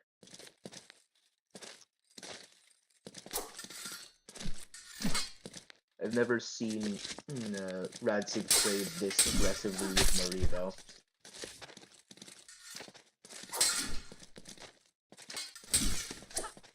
He's taking more initiative than Pico.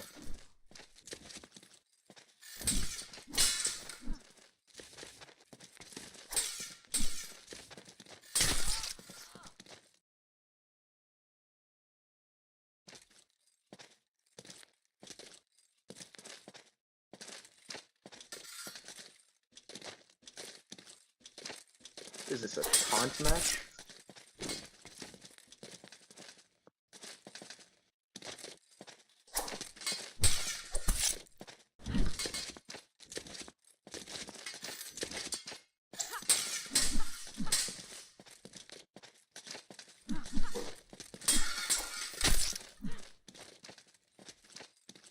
Right.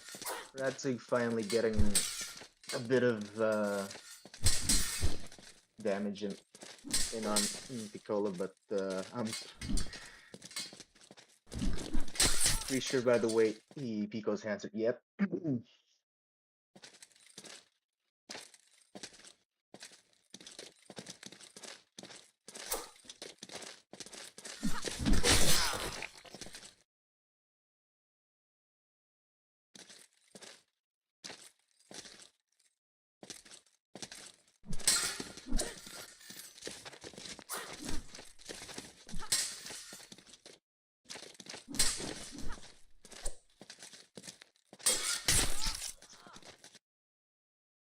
First flag for Sir Radzig.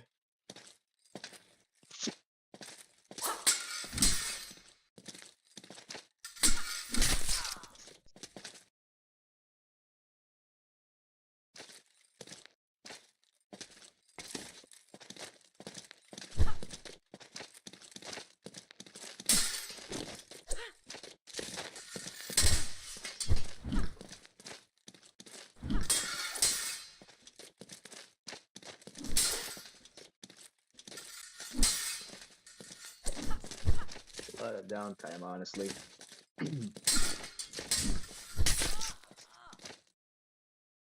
Good thrust there.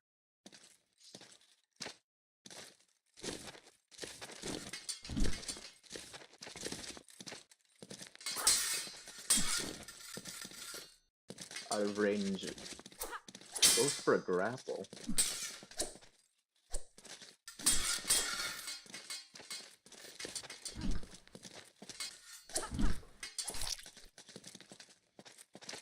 Ooh. Be careful. Ratzik snatches victory from the jaws of defeat.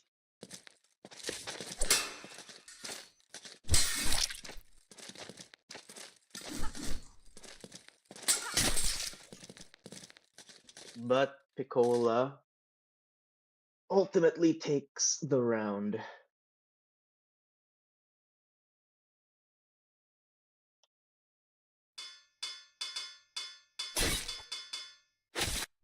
Ratzig is now on the left, and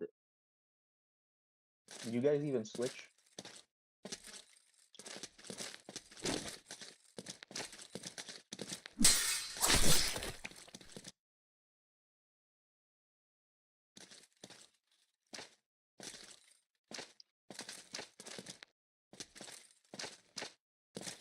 Yeah, no, I don't think they switched. I can still see the styles.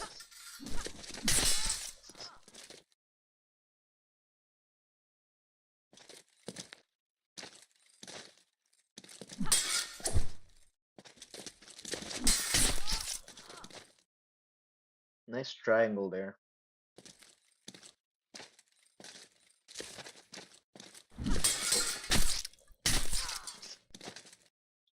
Oh, they did switch. This is the consequence of playing Marie Mirror.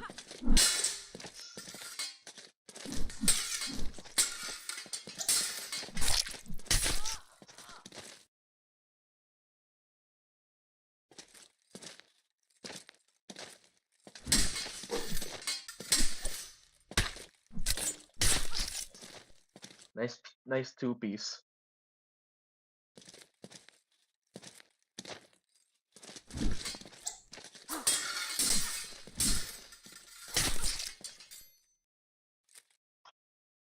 So Radzig wins the bind there, but I don't know. He needs to make a lot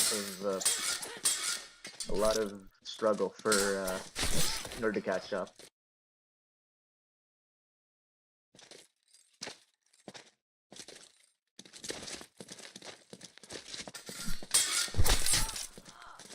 Double. Alright, I'm back. Looks like I missed one of the rounds.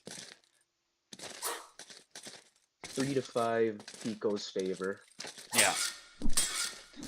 Yeah, so the names are reversed for those who aren't aware. I'm not going to switch them because I don't want to mess up the rhythms. Let's let this fight reach its conclusion. Good combo on that. Yeah, the names will be accurate pretty soon anyway if Pico manages to win, so.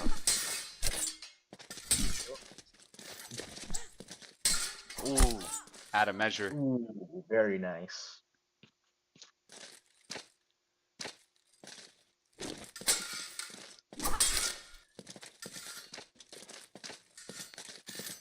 Gotta love the COVID exams to the nose that sometimes happen in these rapier fights. Oh, I just spoke it almost into existence. I think it was like above the nostril, unfortunately, so not quite that, but Well, let's see here. What is Sir Radzig going to do to get to match point? double. Yeah, this is actually really close now. Nice comeback by Sir Ratzig.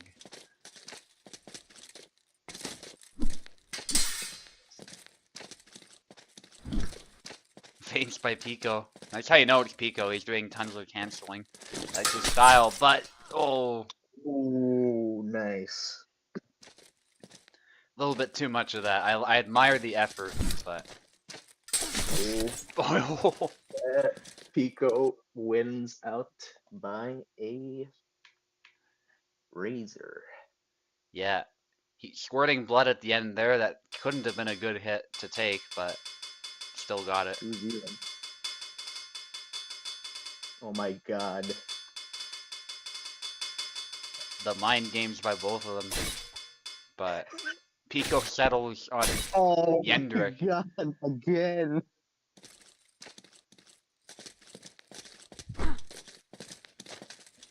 Feints there. Oh! Nice. Wow. What a void. Yeah, I thought Radzik was gonna hit him to be honest, but Yendrick was able to block because his axe was in the right spot at the right time. And like you said, good movement by Pico as well probably kept him safe too.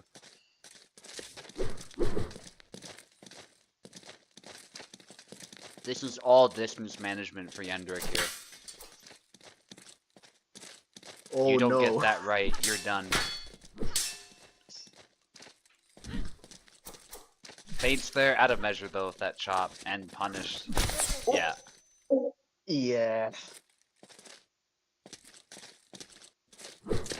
Feints. I love it, how he's fainting with that so much. And then hits the face after, nice. Actually hits the feint. Yeah.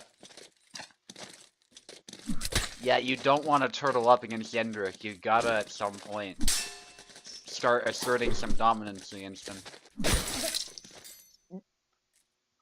Or wait until Yendrick stops asserting his dominance by running out of stamina. Yeah, that can also work. I wouldn't bet on it personally. A good Yendrick usually doesn't do that, but Pico is canceling so much And each of those cancels spends a bit of stamina, so you gotta be careful. I'm not saying they should, but that is how it works. You do. There is a disadvantage to fainting that much sometimes.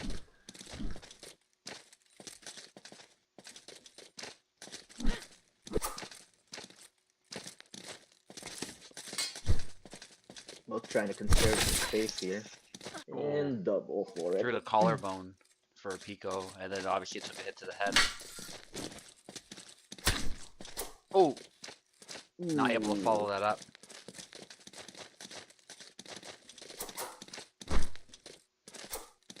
Cancels again. Nice. Good retreat.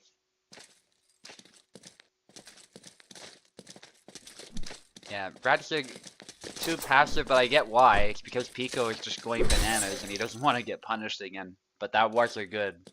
It's after I said he was passive too, which is what I love. He probably heard that and was like, I'm not passive, and just went for it, so that's good. It's what you need to do here. And Pico needs to keep doing what he's doing pretty much. Like, he's playing Yendrick perfectly.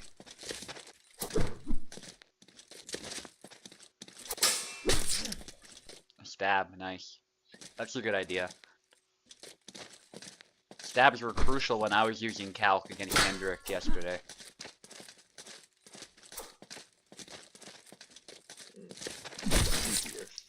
Nice. Goes for the charge.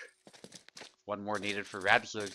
He's finally come back to life. Oh, but this time! Nice.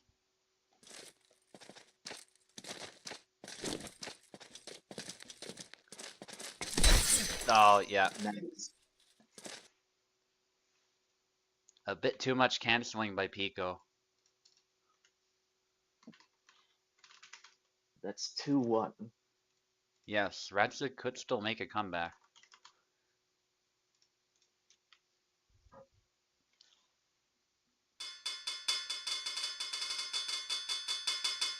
Again with the mind games. Yeah. Watch them settle on the same characters again. After all this. You never know, maybe they pull up with Lazlo. Lazlo. Against Marie? Against Isabella? Which I think is worse, actually, but we'll see. I think Isabella is a hard counter to Lazlo, to be honest. He's a hard counter to everyone. It used to not be the case. Like, Lazlo, believe it or not, used to be a decent choice against Isabella, but now it's not the case at all. Oh! Wow. That snap cut has become entirely something else after it got buffed. Well, Pico is also good at canceling it. You saw it there, like, he's canceling the snap cut of all bloody things, so it's impossible to read the timing. He's so fast. To the arm.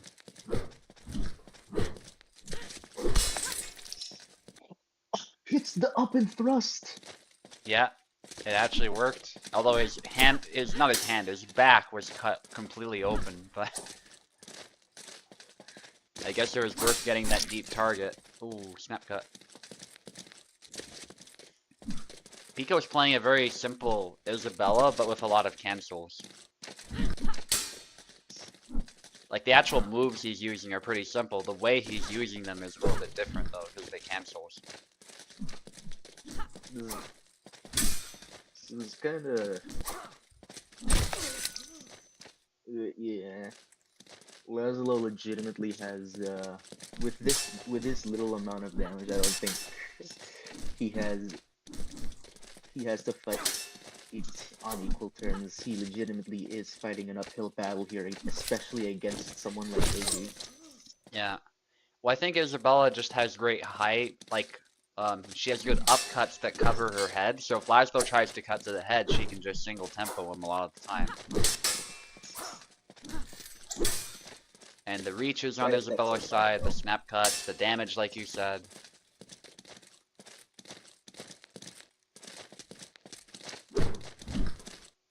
And you can't really make use of the sidestep combos because Isabella has such a good guard. Yeah. And you can see here, like, Isabella just wins the fight for the center every time. There's nothing Well, I don't want to say there's nothing Radford can do, but it looks like a really tough fight. He has to let Isabella whiff and make a mistake, but what if your Isabella opponent won't do that and is unpredictable like Pico? Mm. That was good. If this was pre-patch Laszlo, he definitely has this a significantly better chance, especially if Izzy whiffs better. Yeah, 100%. He used to be a counter to Isabella, but now not at all.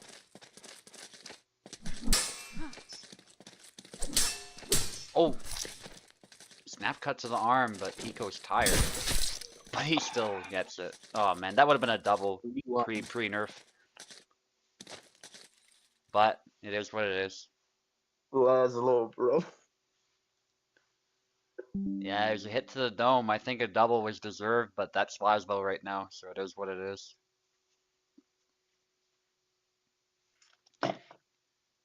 Alright, Micha Nix against Clemino.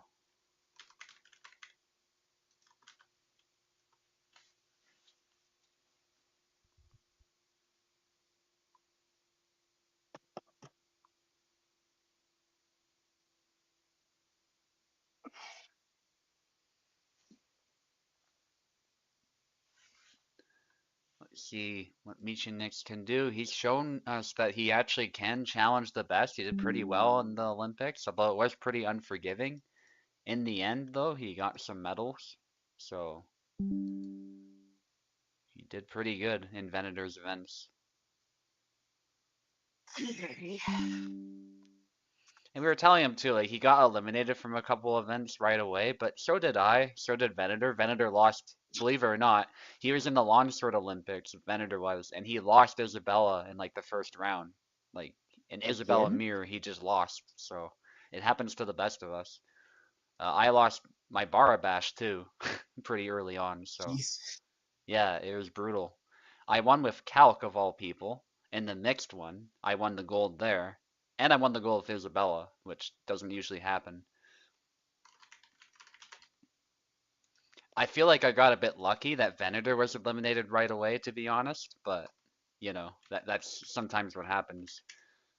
I think everybody was lucky that Venator got eliminated immediately. Yeah, yeah. Everybody probably breathed a sigh of relief. He is a menace. Clemino, you're on the left. And Mechanics, you're on the right. I think he needs keyboard.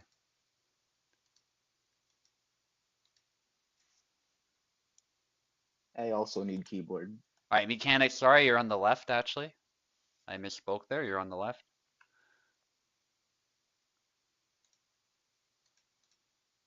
And you both have keyboard now. 1 second. Yeah, so Mechanics, you're on the left. Go ahead. Yeah.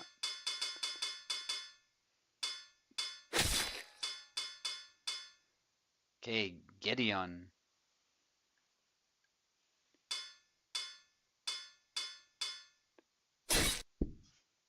Gideon against. Mr. Tarnowski. Yeah. No surprise, actually. Tarnovsky is his main, so we'll see what happens here.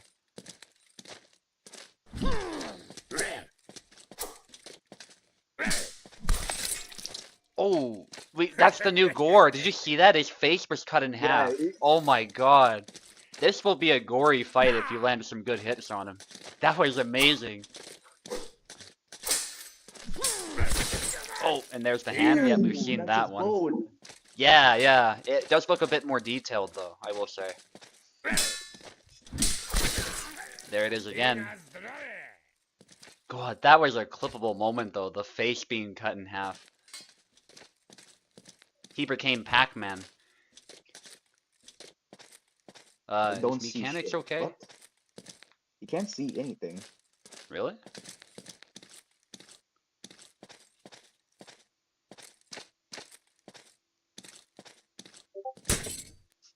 Okay, what's going on?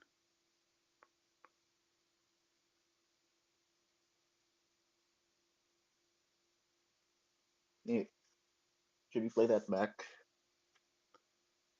Abir, we're looking at the chat right now. He says they don't check chat. We saw Yeah, I'm like so hungry. minutes Picture ago, doesn't bro. move.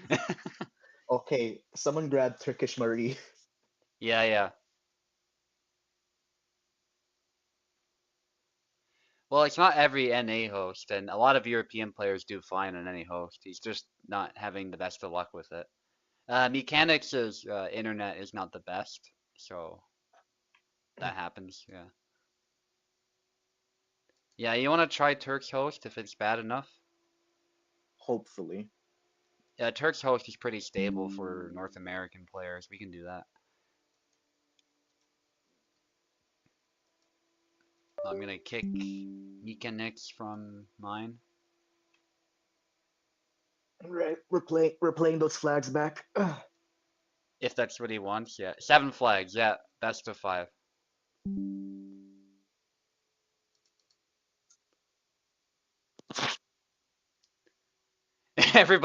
Well, Plebeian was replying in caps when Turk said 7 flags. I don't think he meant to, but anyway. Yeah, names are Yeah, we're accurate. setting it Meek and back. Nix, left, Clemino, right. Both need keyboard.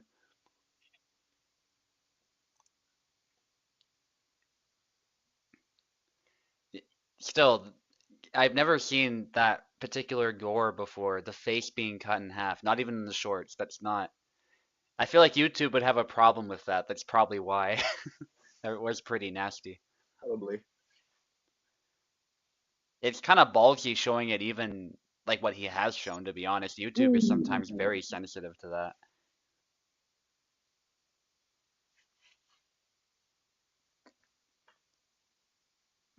Okay, that was a good hit. We're starting fresh, by the way. There it is again, his face. Oh, Oh my God, and the head too. I think the whole head was cut in half. what the hell? Why And did he? it might seem over the top, but listen, there's accounts that I've read about Saber combat where Saber's just like this, and that type of thing was happening. People's Why skulls did were he? being cut. Why Not did it always have to be completely in half, Tarnowski? but like your brain gets messed up. Like it's bad. The injuries people were suffering.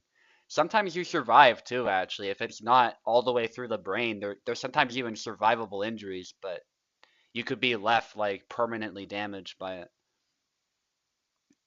Why did it have to be Mr. Tarnowski suffering this fate? Well, imagine poor Marie suffering when she gets the gore update. I don't know why Tarnowski was picked first though. I'd be very curious about that. Maybe he's a bigger target. I don't know. Maybe he doesn't want to hurt Isabella yet.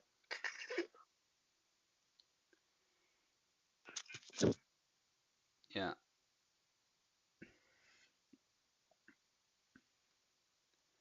It's pretty awful too. Like there's accounts like people slowly lose their mind after brain damage and stuff. Like I just can't imagine Yeah. like surviving a hit like that for a bit and then you die later. That also happened. The talk and die patient where they feel like they're okay but they've suffered like a brain hemorrhage or something. Should be on max. Do, Yeah, yeah, I understand Keon. what's Like I'm good? not saying the gore was the thing he should focus on. We've had a whole conversation about that. I'm totally with you that there's probably other stuff he could have fixed instead. But Kubo literally saw half sword and was like, "Oh, we gotta add this now." So here we are. At least we made some progress with Marie and stuff. And now both are tired. Is it a double? It is a double. Yeah, we just gotta take what victories we can, is what I'm saying about Kubol's development. If we keep going in this, oh my, there's the head in Ooh, half. Oh no.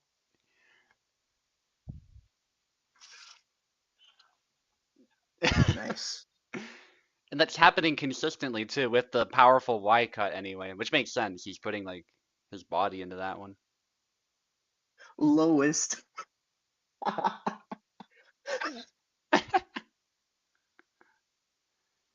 But mechanics got the first one.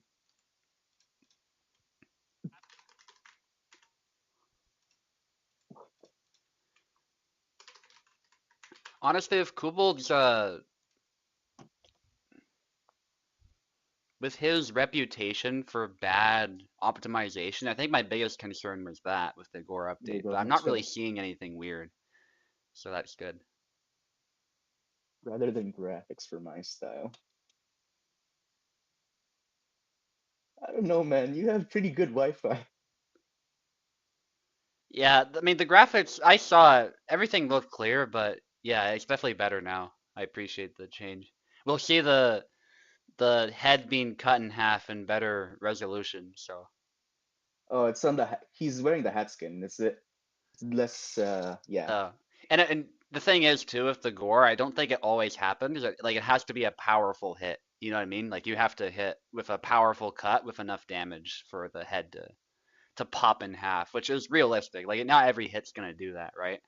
So that's good. yeah. Like a hit can look like it's slight, but still end the fight and not look super remarkable. So It's truly a duel between old men. yes, stab attempt. Oh, another double. That was technically a body hit, I think, although it kind of looked like it splattered to the face. That Still was got a the hit. kill. That was a hit to the face. Yeah.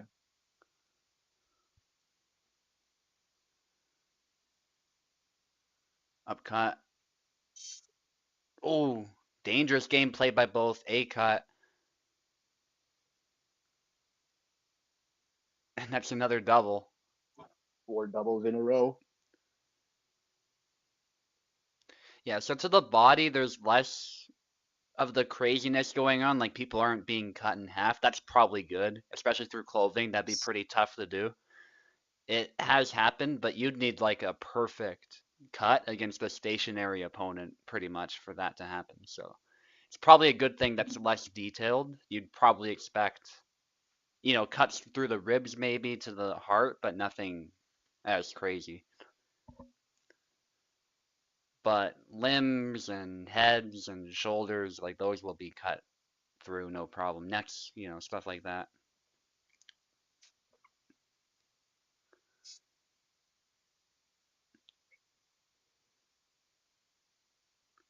Okay, we haven't seen a graphic face injury in a bit, speaking of, but I I am in Parsec. I'm playing. what?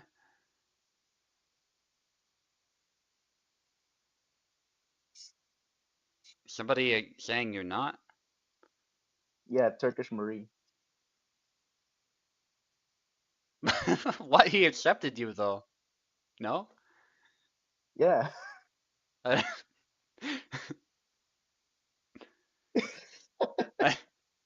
You knew that. It's all good.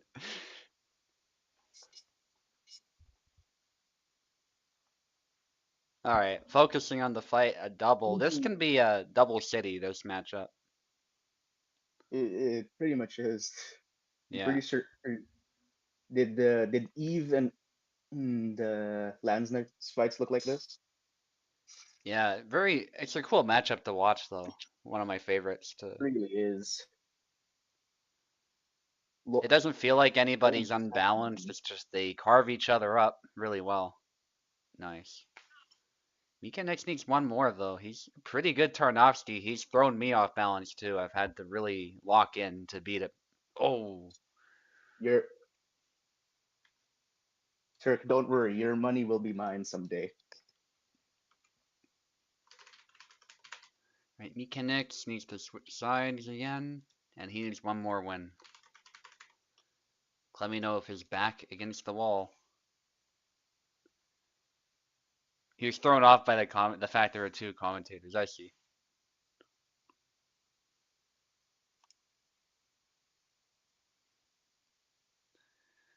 Now I really want to see Have you more changed the names? Tarnovsky being cut in half, his face being cut in half anyway, but no pressure mechanics. If you want to switch, that's fine. Wait, have you changed the names? Yeah? Oh, Yeah, I'm a pretty quick typer, so can do it in a flash.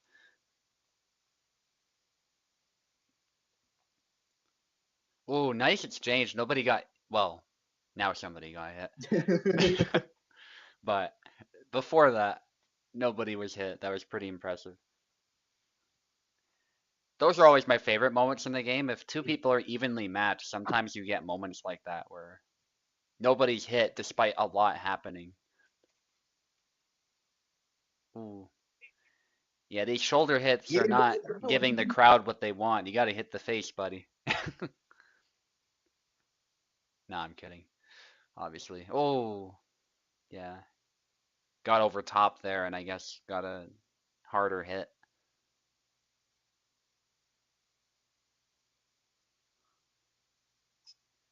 Oh yeah, the 360. Yeah. That you've seen that, right? Let me know where he got pushed and then somehow, Yes. yeah. Oh my God. And Racer was like, "What?" As you should be. That was weird as hell. Imagine if his face was cut in half and that happened. And I think that's theoretically possible because I don't think the gore prevents doubles. I think it's just visual. Because I was experimenting a little bit with it and it didn't disable the limb. It didn't? Yeah, like you can still flick the blade and try and go for a double, and it can happen. It's very hard to test, but I was testing it, and if you do it at just the right It's, time, you can still get a double, just like usual. jank is on. Jank is still present, but hopefully Ikubol will fix it after everything else is Yeah, managed. yeah, you gotta focus though. There's the hand. Clemino cannot give away another flag. He cut. They're trying to single tempo, which that's basically the name of the game here. Ooh, nice back and forth between these two.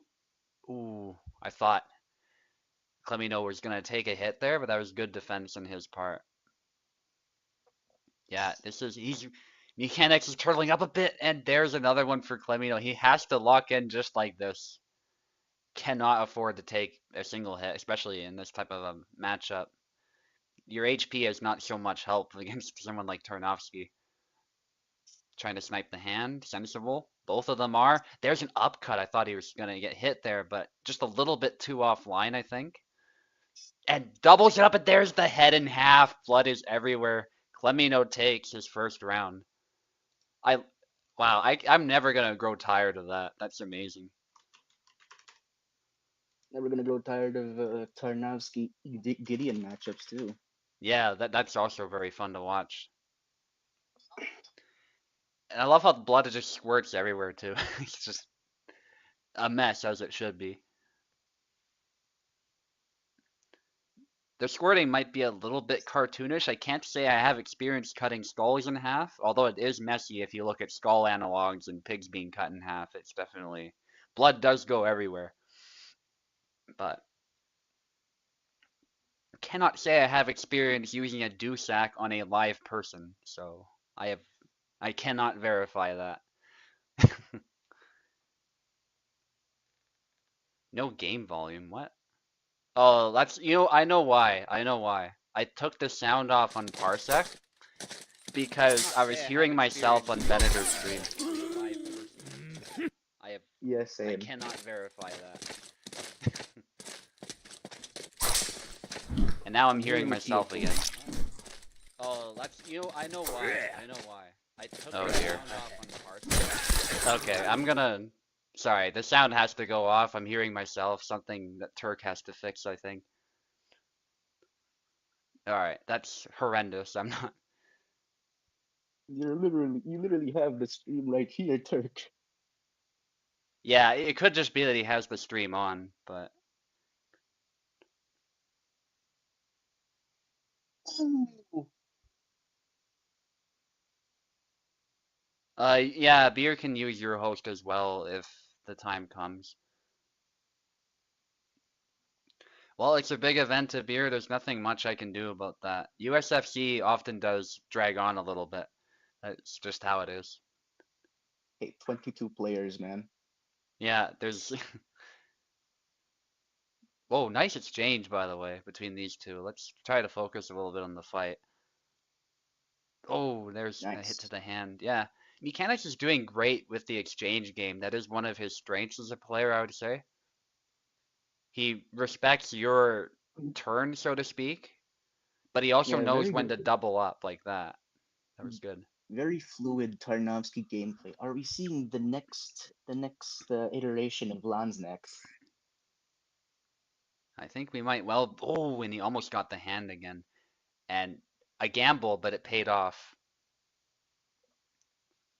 Yeah, that was a good effort there. Bunch of cuts, covering a lot of distance with that back B cut, which I don't see very often, but it seems very effective. Good doubling up the cuts by Clemino, though, so he is able to secure a hit of his own. Oh, did he taunt there? I don't think he meant to, but I think he Yeah, I don't taunted. think he meant the font. Might have meant to grab. That would make a little bit more sense, although that would have also been risky.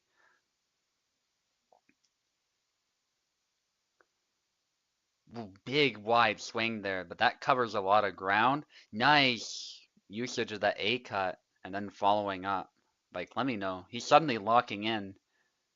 Long guard there. Big splash. They're just on the edge of danger, both of them. But Clemino with a clean hit. And now it's looking quite possible if he keeps playing like that. Mika Nix. And it's a double. Ooh.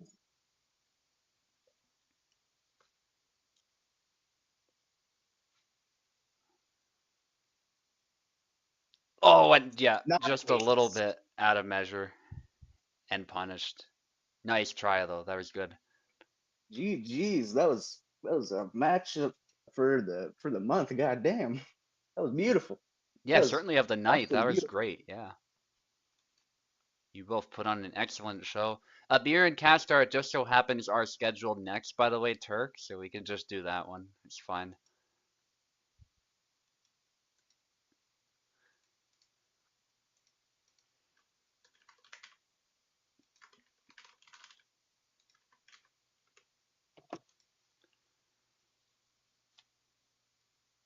Then we got Platypi against Maestro Cake after that. I thought that would be a nice matchup. Maestro Cake hasn't been in the USFC for quite a while, but he is one of the old veterans, an American player. So, really excited to see that. Platypi from the same hometown as me, by the way, so they're both North American. But Platypi's from Alberta, Canada over here.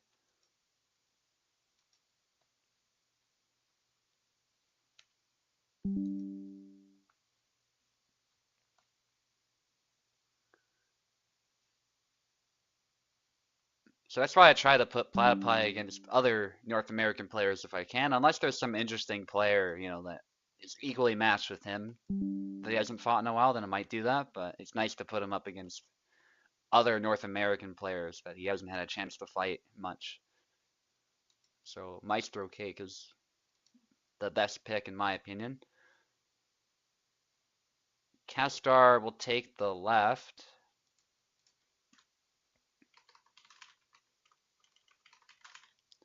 and a beer take the right.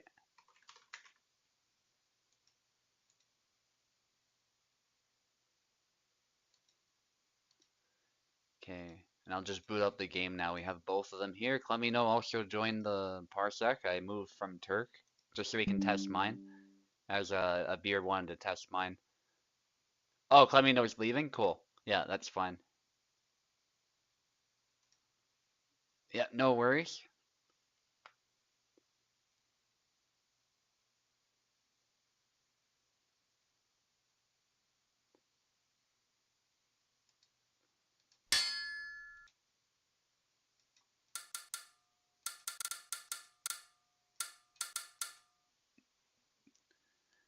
Okay, Castar left, the beer right.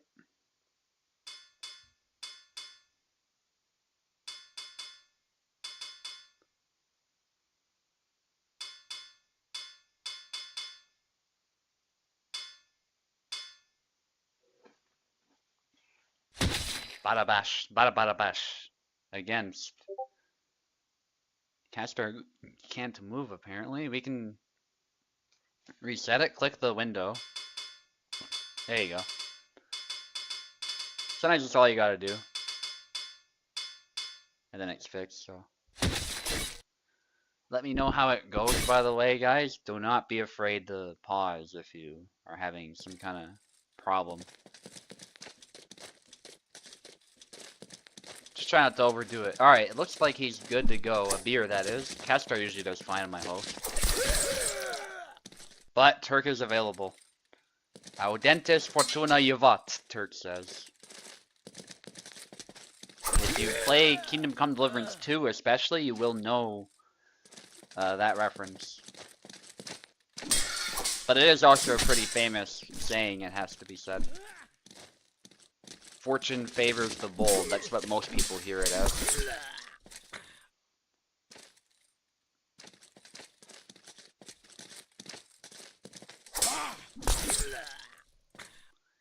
Parsec hearing from Discord, yeah, it could be. There's a setting that Turk has to go in and change. But, yeah. We can sort that out later, that's not that big of a deal. But I don't think you guys wanted to hear my voice on repeat. I certainly didn't, so we're gonna, if I use his host, I'll turn the sound off.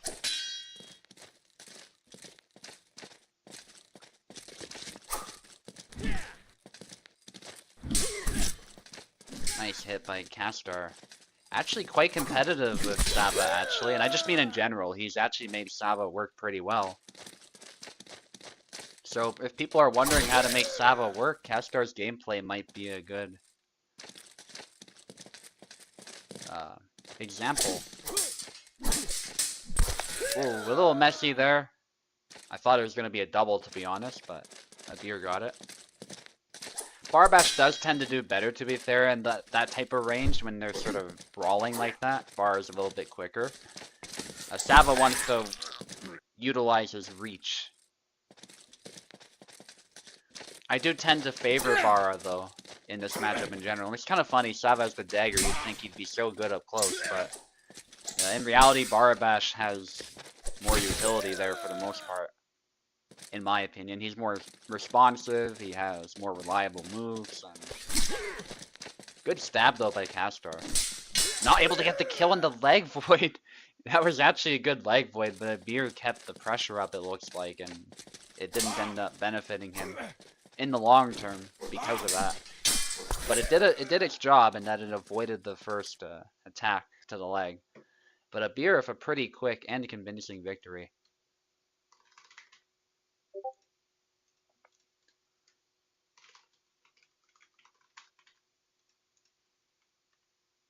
Oh, somebody press it back. All good.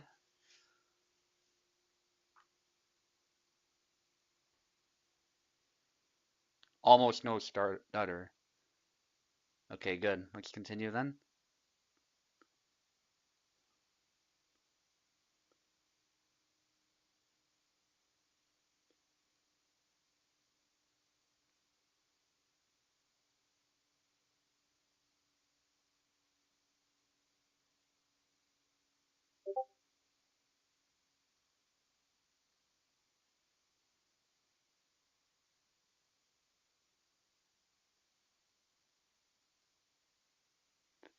Oh, okay. Castar is having some internet problems. I guess we can try Turk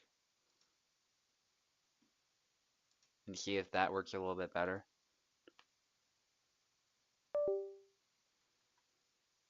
Oh yes, leave my parsec.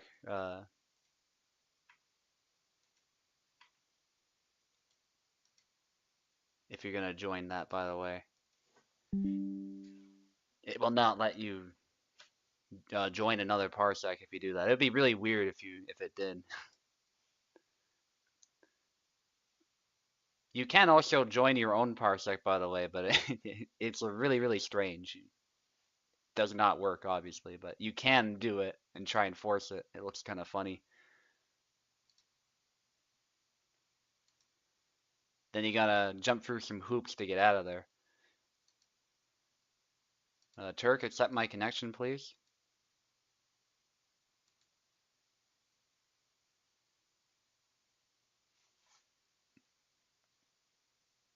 Or you might just be in the commentator chat or something. That could also be it. Like if you're sitting in commentators and it's picking up my audio. Oh, YouTube stream, yeah.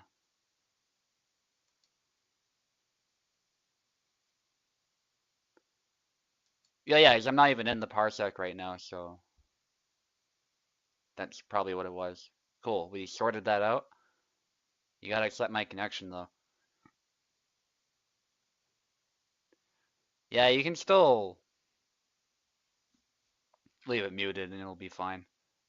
I appreciate the support for the algorithm though. That's always helpful. YouTube values consistency. I've noticed that as long as it's a Hellish Quart stream and people are showing up and liking it and commenting and stuff in the chat, I tend to get roughly the same number of views no matter what, so that's nice. Hundreds of views per stream, which for my channel is fine. That's nothing wrong with that at all for such a niche game, so. And I know random people are finding them too, so that's nice. Although I will say the recent USFC 170 was just shy of 100 for some reason. Not exactly sure why, but it isn't that big of a deal.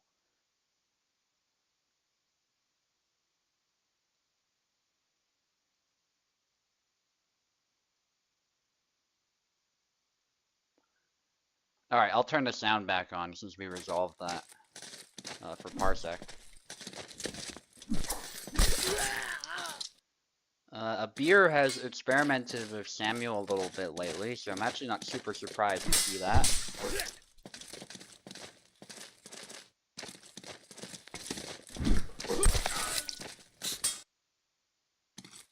Set my chat to all messages too, just in case YouTube censors somebody's message or something. Which it sometimes does for no reason.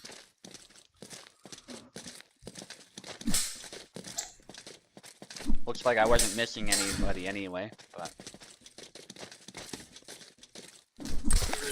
Big splash by a beer. A beer just seems to have it figured out lately.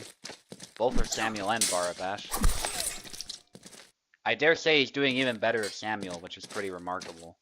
I guess the extra reach is really helping him out with keeping Sava at bay. Sava otherwise has a pretty decisive reach advantage, so. That combined with Samuel's reliable guard. Nice hand snipe though.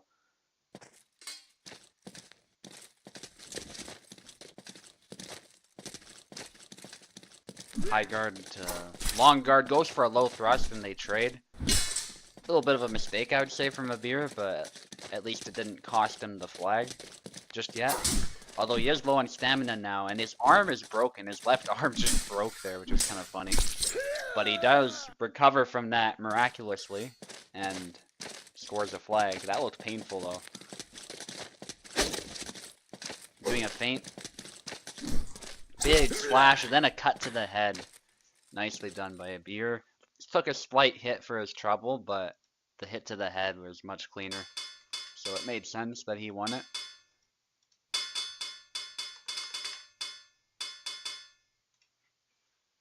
Oh, he's got unlocked the Zera skin, it looks like. That's all good. It says unlock that in single player mode. Is that how you're gonna be able to unlock that in the future? I wonder, or is that just saying you gotta go to the versus menu and get it there like the other skins? I wonder. We know there's a Zera story coming up at some point, so that could be a little tease about that. I'm not sure. But right now, to my knowledge, you can just go to the versus menu and get it there. It's pretty simple. If you've got Ducats to spare, it's not that expensive. Yeah, Zera against Barabash, it's definitely winnable for Zera. Zera does have some tools he can use to mess Barabash up. But he will have to be wary of Barabash's mobility. That's really the big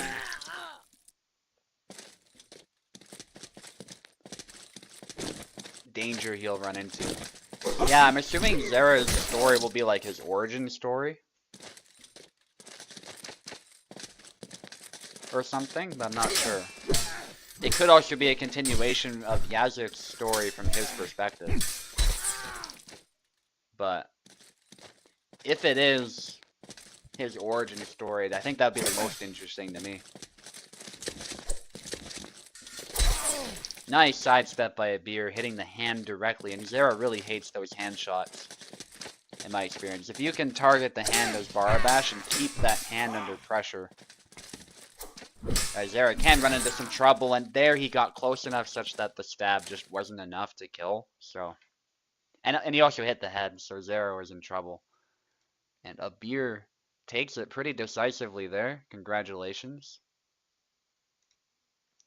Now we have Platypi against Maestro, so for that we will switch back to my host since they're both North American. Platypi will take the left side, Maestro will take the right.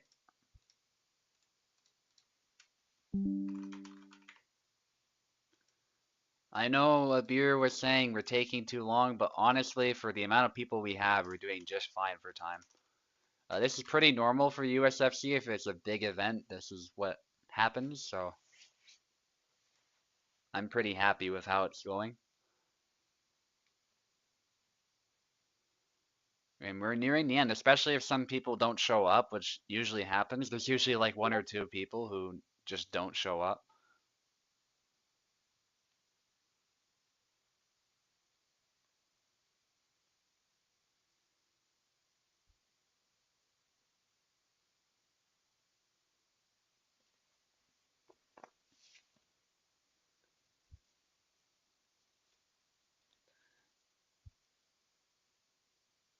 I just showed you the bracket on the stream if you want to look. I can also post the fight card again. But we are just above the middle now. So we're on Maestro and Platypi, so we're like over halfway done. There you go. If you want to look at it there as well. I'll boot the game up while we wait for Maestro. Hopefully Maestro shows up. Speaking of people not showing up randomly. Maestro, I'm not... Usually he doesn't do that, but it is still not impossible.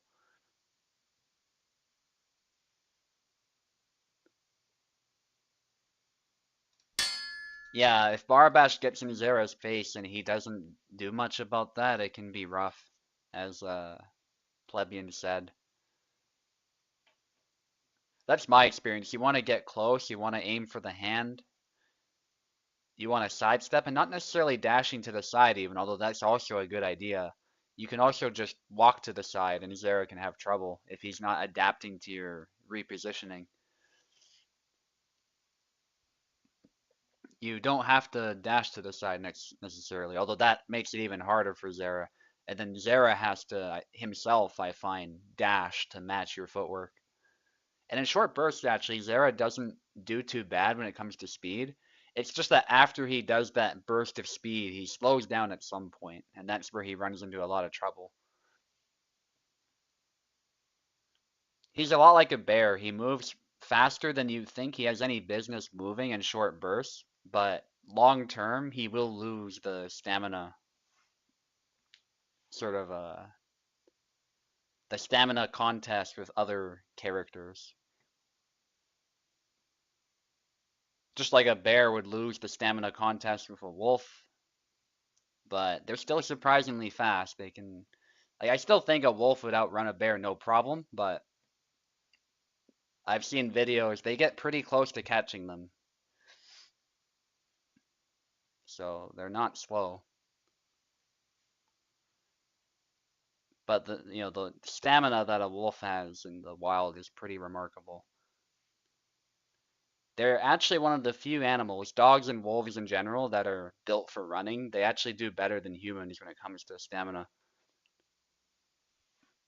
which is pretty impressive because stamina is like our thing.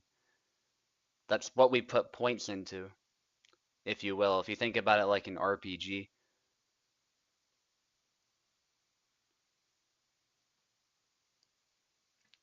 That's why groups like the Inuit people and some other Plains indigenous tribes, before they had horses, they used dogs as beasts of burden to move sleds around and stuff like that in the winter.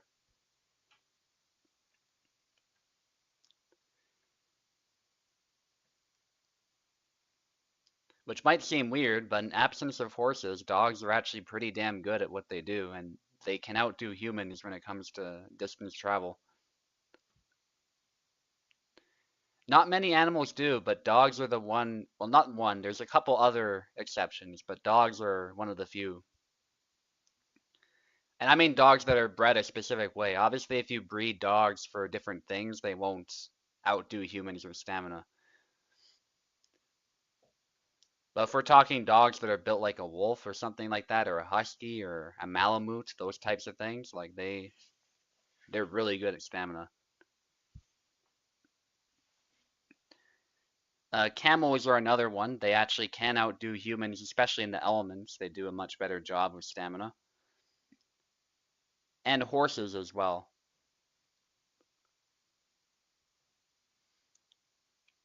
Again, depends on the horse, but a horse that's built for like maximum stamina will do better than a human when it comes to long distance travel.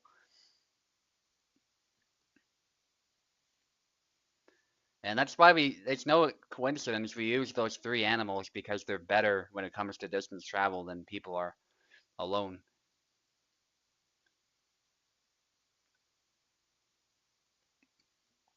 But you're right if you're talking about lions and stuff like that. Like obviously we outdo lions, I mean, when it comes to stamina. Most animals we can catch up to over time if we chase them down. But camels, horses, and wolves, those three animals are the exceptions.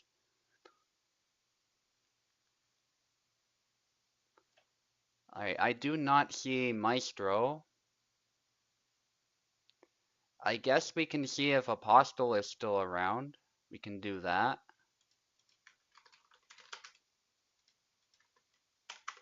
Because I haven't heard anything from Eternal Glory. I'm assuming Eternal Glory is not going to show up. So Apostle will be waiting a while. So Apostle, I'll offer you a fight with Platypi right now if you want to take it.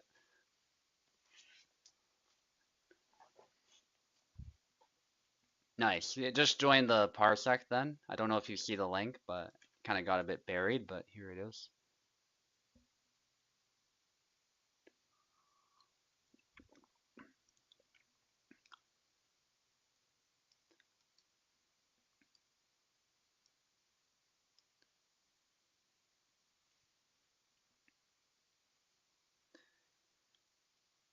You're not wrong though, Piet. Like for the most part, on the topic of running animals down, like humans are gonna outdo buffalo, they're gonna outdo deer, any of those types of animals. It's just the three ones that we rely the most on for transportation that outdo us.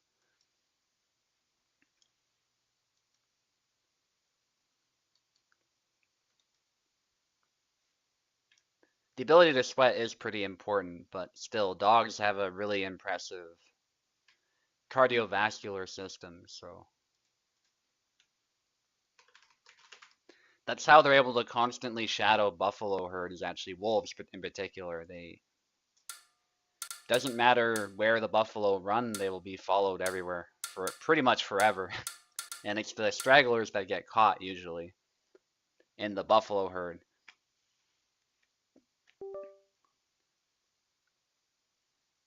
Because obviously, if a herd of buffalo were to charge a pack of wolves, the pack of wolves are gonna lose that engagement. But they circle around and look for the weak ones, and then they take them.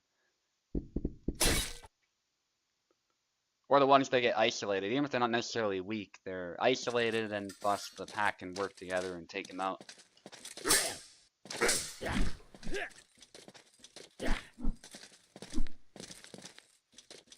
It does depend on the dog, though. Like, I suspect a greyhound, like, yes, they run really fast, and they can catch a lot of stuff, but they're sort of specialized when it comes to speed, so they might run out of gas a little bit faster than something like a husky, but I don't know.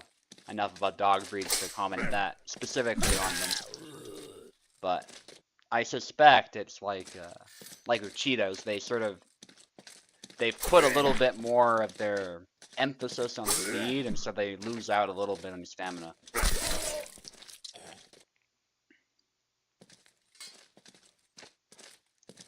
Yeah, but zebras aren't horses. They're kind of related, but they're not the same thing.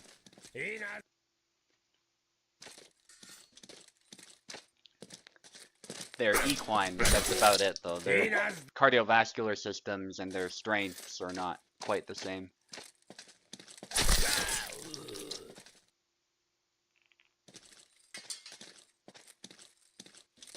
But yeah, a zebra you can absolutely outwalk and eventually catch up to it.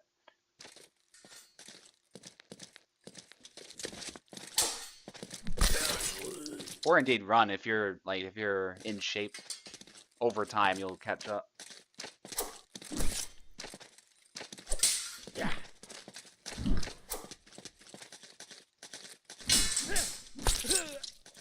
And I think terrain is a big part of it too, of course. Like if you're running across snow, like a dog is gonna do way better than a person.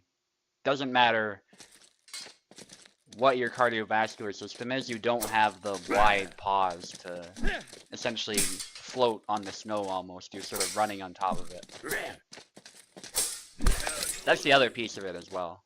That's worth keeping in mind. Humans are not very effective at traveling through deep snow without assistance of some kind. Whether that's snowshoes or beasts of burden. Anyway, back to the fight, because this one is really close.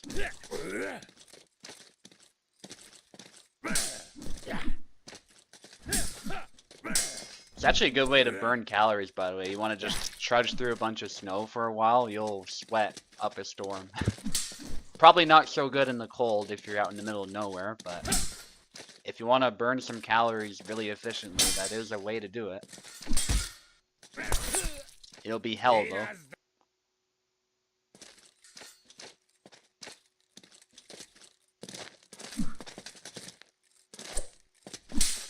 Platypi is about to win this fight, potentially, but it's really close. Has to, there you go, arm snipe. And he takes it 1-0, but a very close fight. Impressive performance with Hassan, who is often considered now the weakest character, but I applaud Apostle for giving it a go. I love to see what Hassan can do, and I like his design too. It's just, I think he's very exposed. And he doesn't have very much except for attack linking. But even his attack linking feels really awkward compared to some other characters. Wow, hand popped off instantly. We might see some more gore from Tarnowski, by the way, so brace for that. That won't happen if Apostle keeps hitting him single tempo, but...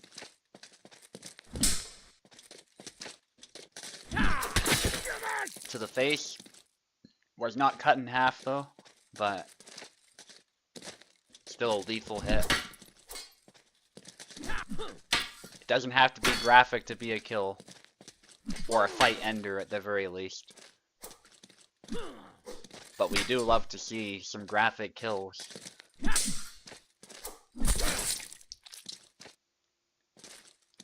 That said, it's not as graphic as Half Sword though. It's kind of funny, like Koopold was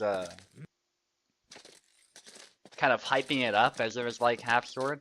And don't get me wrong, like the head being cut in half was kind of shocking. I was like, whoa, that's awesome, right? But Half Sword is a different level of gore, I would say, still. Even some injuries that don't look super graphic in Half Sword on the surface level can still make you bleed like a stuck pig.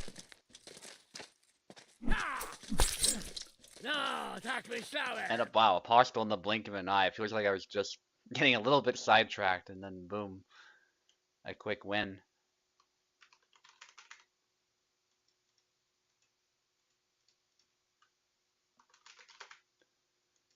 Actually, while we're here at the character screen, let me update the fight card just so it's ready for when one of them wins.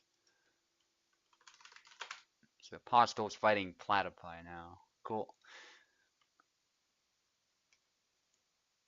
I'll give Eternal Glory a ping towards the end of the event. If he isn't around then, we'll just move on to the title fight. We're not quite there yet, but when we get there, that's what I'll do.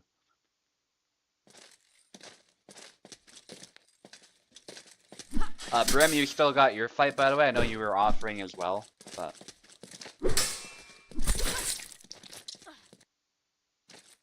It's also really willpower. Yeah, dogs also are pretty stubborn. That's a good point.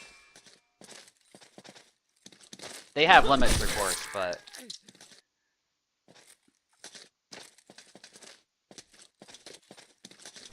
Yeah, they can be pretty... overzealous sometimes. I know from experience as well, with certain dog breeds.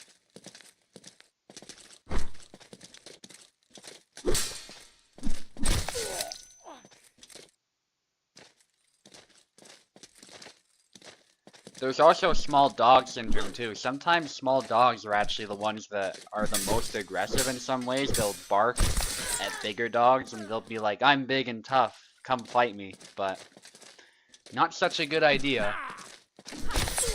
And usually big dogs ignore them. They're just like, what the hell are you doing? But it's funny how that happens.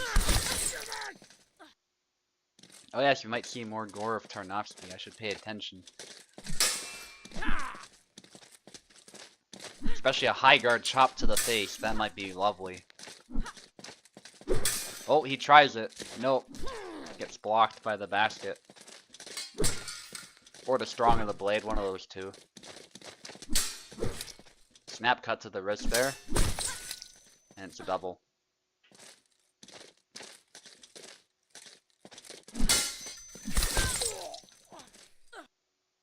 Yeah, the win here is probably going to be super important. V cut there.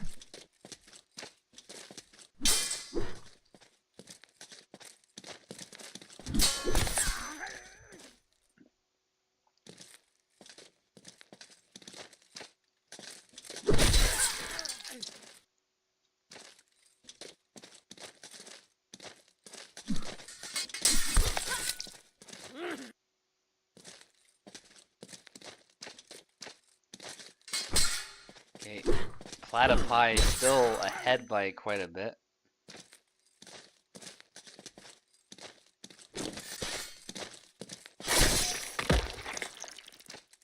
Nice.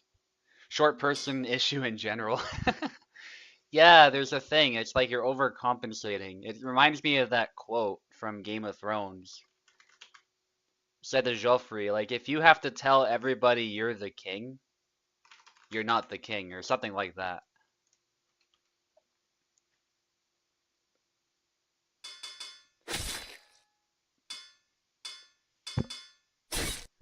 And it was because he was yelling at people desperately, like, I'm the king, I can do what I want, or something like that.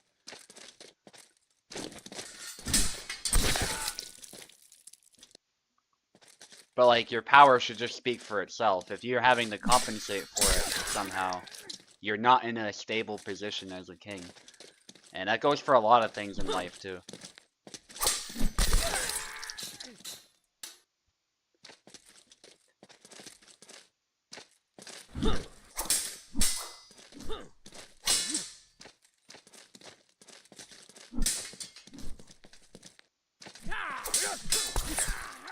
Nice. Snap cut there by Apostle. Basic Y cut, actually. He has a lot of wrist moulinets and snap cuts that you can pull off just by pressing an input. So that's really nice for Yazuk. A cut there by Platypi. Not able to get the kill. They both trade this time. Trying to hit the hand, but not quite able to, but the stamina there for Apostle proving a problem after taking a hit like that, and having his guard battered made his stamina worse. There's a punch to the face, though. That was nice by Apostle.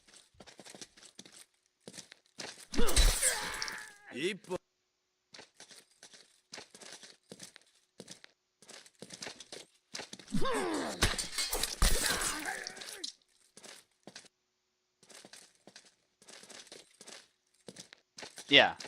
Sava was talking about that you can teach small dogs a lot of the same things. Yeah. I think it's that small dogs get away with a lot more, though. Because if a small dog is chewing you or something and is just, you know, not respecting your personal space, it's a lot easier to deal with than if a big dog is doing that. If a big dog is being overly aggressive or chewing your hand, like, you want to put a stop to that right away. But a lot of owners of small dogs, they don't discipline them the same amount because they can get away with a lot more. So that's also part of it, I imagine, with the small dog syndrome, as they call it. Where small dogs are just overly aggressive and in your face all the time and barking.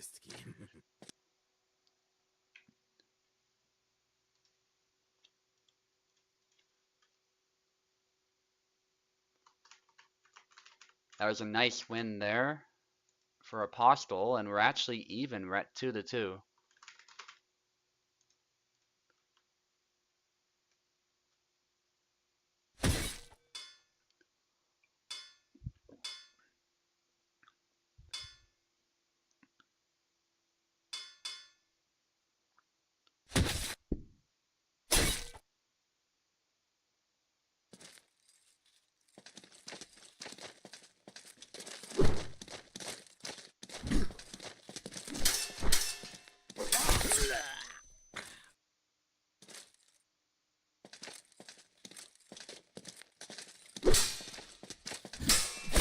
Ooh, back to Isabella against Barabash too. This is a fun matchup.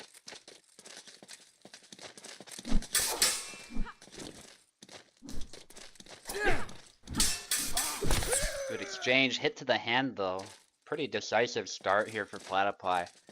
Although it is a fun matchup, it's definitely one Barabash can win. I will say Isabella probably, if I were to give somebody the advantage, it probably would be Isabella. Isabella just fights for the center, like I was saying earlier, super well. Barabash has to fight from the flanks and to put in a little bit more effort to get his kills. Isabella can sort of just shut him down by contrast. And has a better guard in general, more stable than Barabash. Barabash's guard is fine, there's nothing wrong with it, but it's not as good as Isabella's. Upcut there, hit to the hand. That's a good target to aim for as well. The side of the face, the hand. It's really where you want to target with Isabella. And if Isabella overextends, you can get a pretty clean hit in. Why? Not able to get a kill, but there was a slight hand hit. There's another hand hit with the snap cut. That was nice. Another important tool for Barabash to try and compete with Isabella's snap cut. She has one of her own. Two of them, actually, that are really good. But I think there's one, the left foot forward one. That's the one that people prefer. In my experience, it's often the better one, too. Although Platypi uses the right foot forward variation really nicely to the hand. Ooh, a little overzealous there. Apostle doubled up with the cuts, and Platypi was able to punish. And the upcut finishes it. But a very close fight between these two. Very good effort by Apostle. Okay, Basilar against Brim.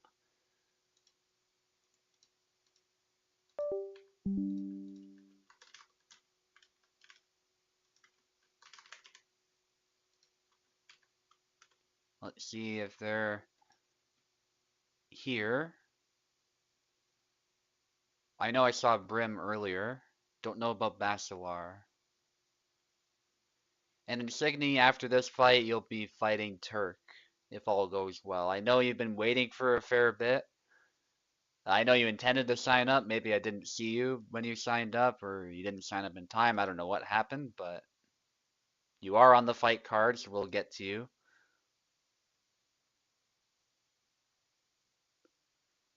And if somebody doesn't show up, maybe you'll get a chance to fight them. But Turk is here, so I don't anticipate issues with that.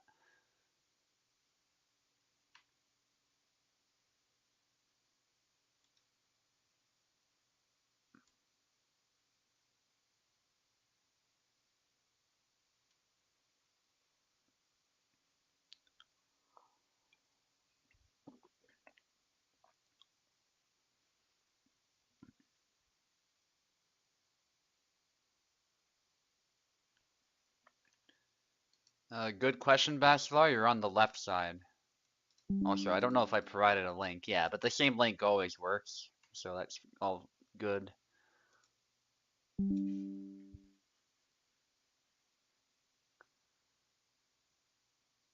Yeah, so if your opponent doesn't show up, I'll probably either get Turk or Insignia to fight you.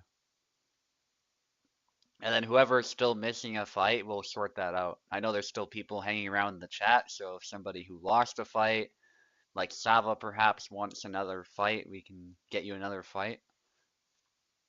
Or maybe Clemmy know if he's around, those people.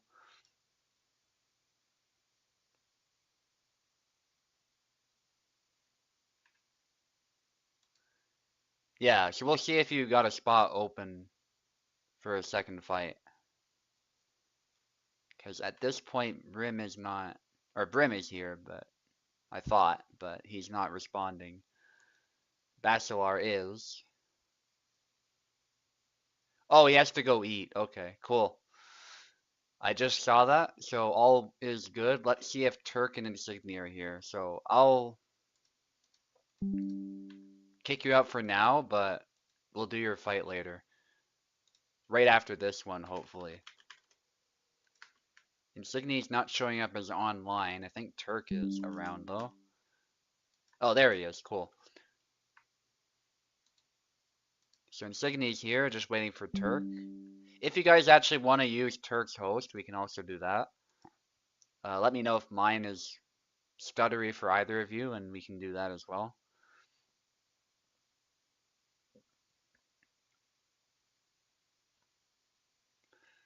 Oh yeah, so I'll enter Pico in as the one who will fight me for the title shot. Nice, Turk is here.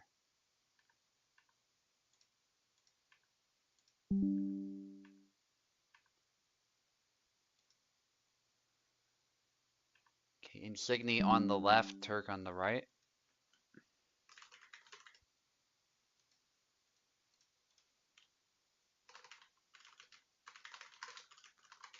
Yeah, so Brim is eating Basilar. That's why we're delaying the fight for a bit.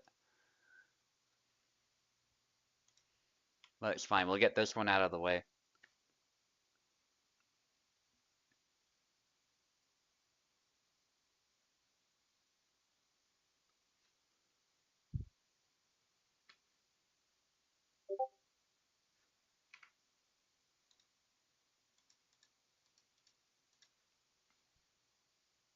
Yeah, you both have keyboard.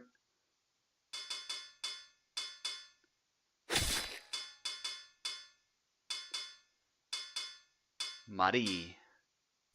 Cool, we'll get to your fight, Brim, right away after this one.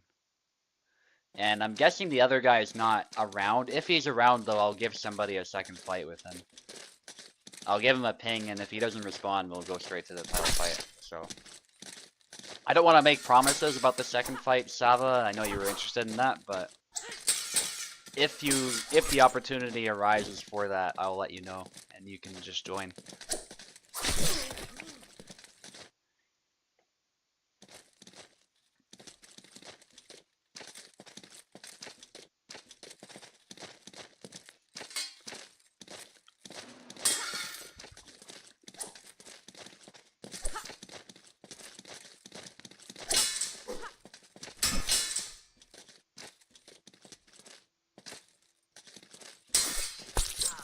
Why? Nice.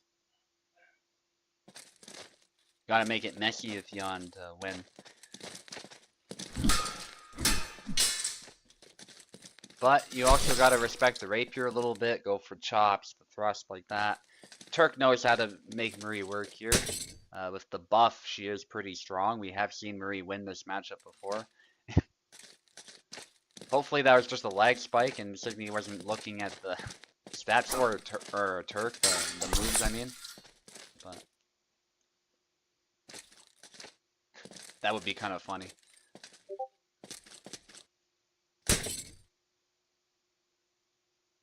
Too much lag?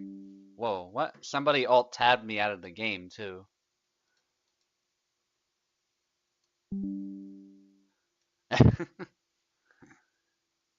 Okay, what was the score, or do you want to redo it? It was 1-1. Okay. Up to you if you want to redo it. The score was equal, but 2-1 was it? Okay, cool. Keep same score for Insignia? Yeah, okay. Got it.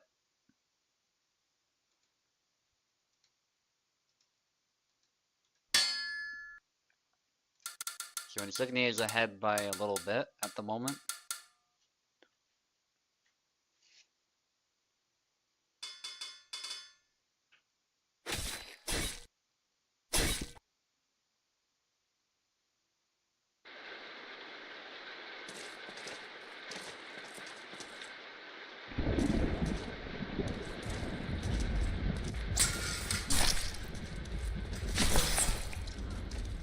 Nice double there. Oh, somebody picked the Zera map. The church. Whatever, we'll roll with it. If they're fine with that, but...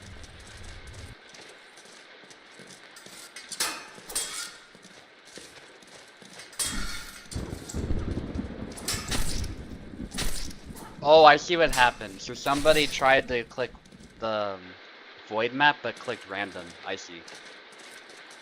I was like, how do you accidentally hit the church? That's how you hit the random. And you can see the terrible lighting on this map in all its glory of this random spotlight following the fencers.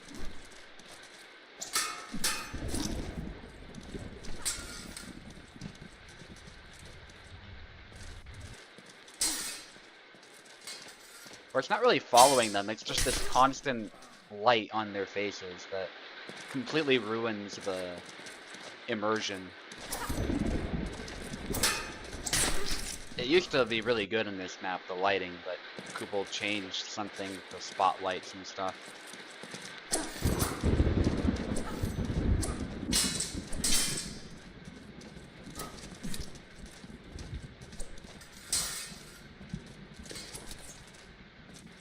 Good hit there.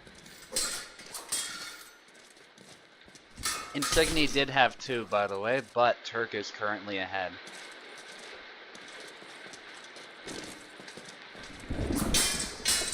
Yeah, the music is, really helps with the map too. I usually disable it for PvP like events and stuff, but it is a nice track that comes with this map. Yeah, it is strange to see Marie doing well after so long. I'm all for it, but different from what we're used to. There is still a way to make Marie to beat Marie pretty easily, but you have to know how to do it. It's definitely a bit of a knowledge check.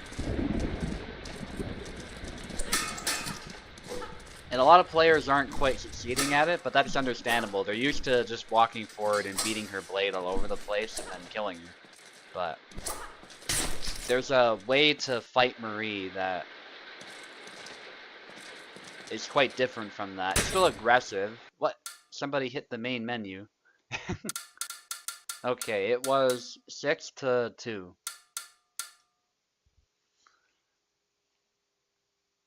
6-2. We'll do the void map, by the way, but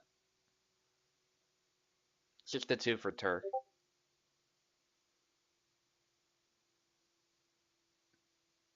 Oh wait, you had 1. Yeah, that's my bad. No, I wasn't keeping track. Hang on. Switching the names.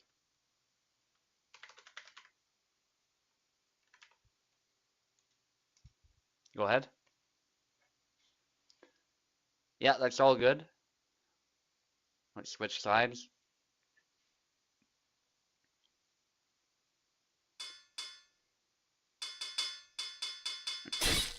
Oh yeah, speaking of pausing, I remember in Venator's event, the HEMA event, people were pausing randomly in the middle of the matches. That was kind of annoying.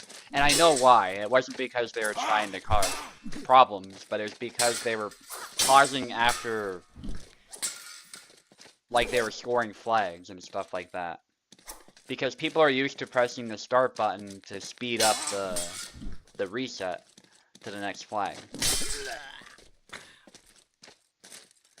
But in HEMA, that was so annoying because it was like we would have to spend an extra second or two or more on each reset. It kind of defeated the purpose of playing HEMA, so definitely something worth keeping in mind if you want to host a HEMA event. You gotta make a rule about not pausing randomly like that after each flag. It didn't happen all the time, but you know, some people were not used to it and they were hitting it on impulse. Yeah, I would not recommend the trick shot here at all. It's not a good move for starters. That's the first problem with it. Second, what you're doing with the trick shot is you're giving up the center and opening your hand to an attack. Yes, it curves around the blade, which can sometimes be helpful in this game, but that particular move is not gonna do much for you. You're not gonna beat the blade, you're not gonna displace it, and it's basically just a waste of time, the trick shot.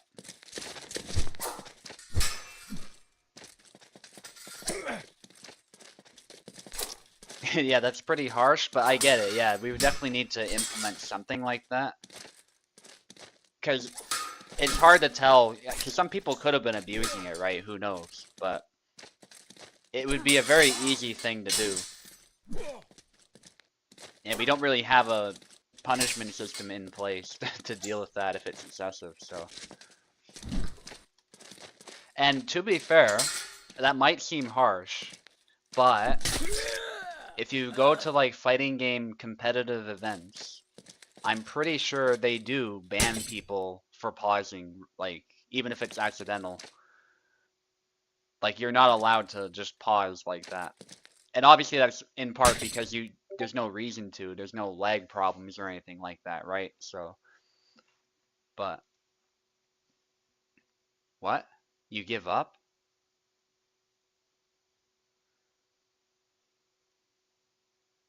Well, okay.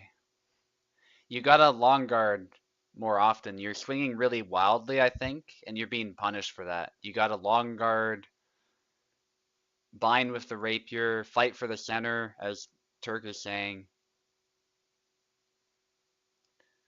It's definitely doable.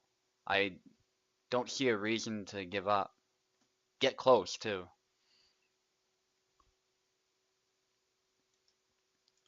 And I don't know why people aren't using the chop. Like, literally just long guard Y, and you have a move.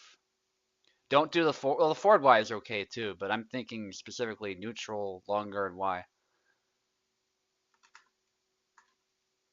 Like, that's one of Bar Bash's bread and butter moves. You gotta use that more.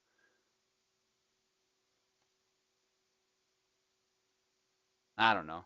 I mean, if you want to give up, I can't stop you, but I think it's kind of silly.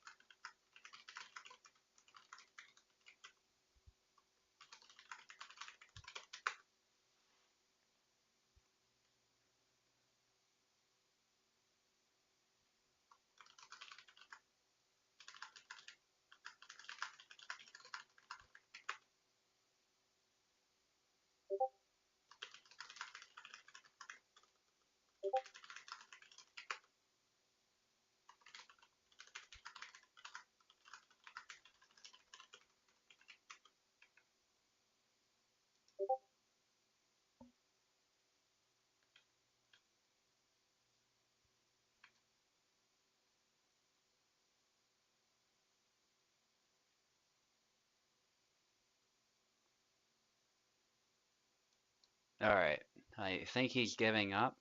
Has he left already? He has. Alright, Turk gets the win then. That's a little unfortunate. But what can you do? Basilar against Brim now. Turk takes the win by forfeit, by resignation.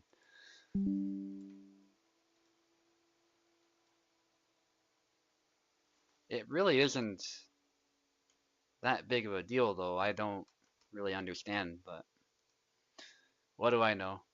Basilar and Brim. Brim should be here now. You might be needed for this one, Turk. I'm not sure. I think they're both European, but or at least Basilar is.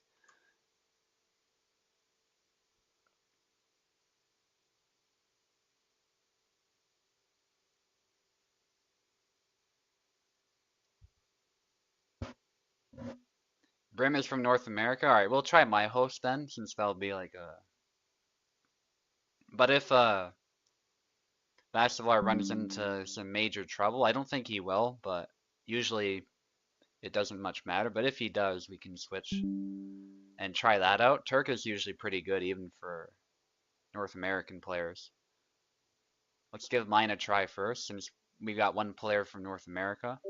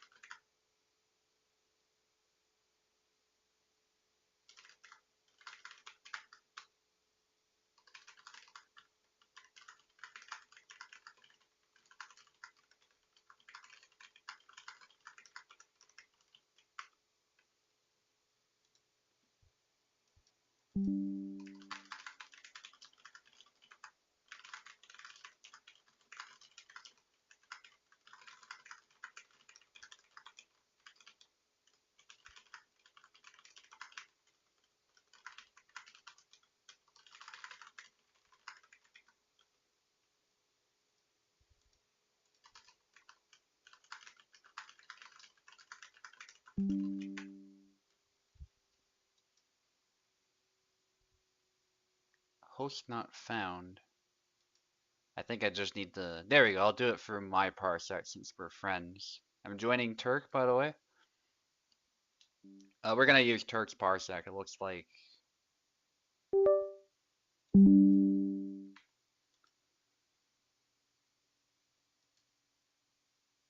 Okay, Basilar on the left, Brim on the right.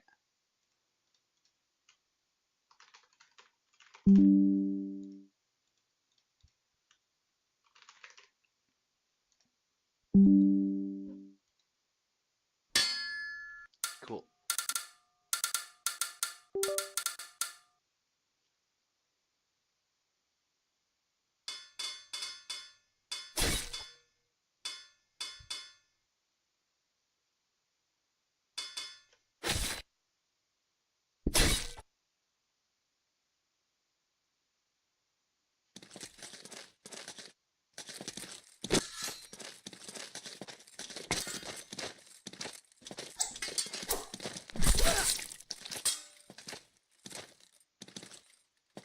Here we go. First flag for Jan.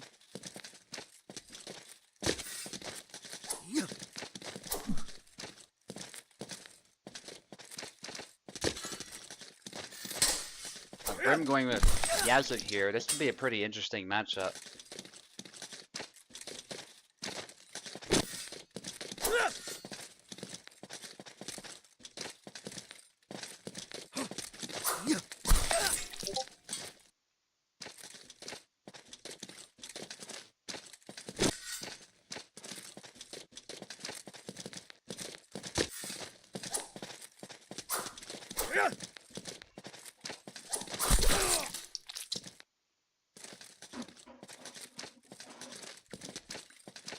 Okay, so far, dominant performance for Jan. Sorry, people just chatting in the Discord. Stab to the body, resulting in a double actually. Brim is able to hit the head and turn. Taunt there. Is Brim having some trouble? It's not moving. That's not a good sign. Yeah, and this is what I was concerned about. See, Brim's North American, so now he's getting delay on the European host. Like, Bachelor, let's try my host, because you didn't even try it yet. You just said the ping was high, which is normal. That's not... I don't know. Um, there might be bandwidth stuff you can toy with. I would increase it a little bit. Like, you're probably at 10 or something, right? Or 5? I would increase it by... Oh, you're at 20. Interesting. You could still try increasing it by 5, I think. That might help. Do 25, see if that changes anything.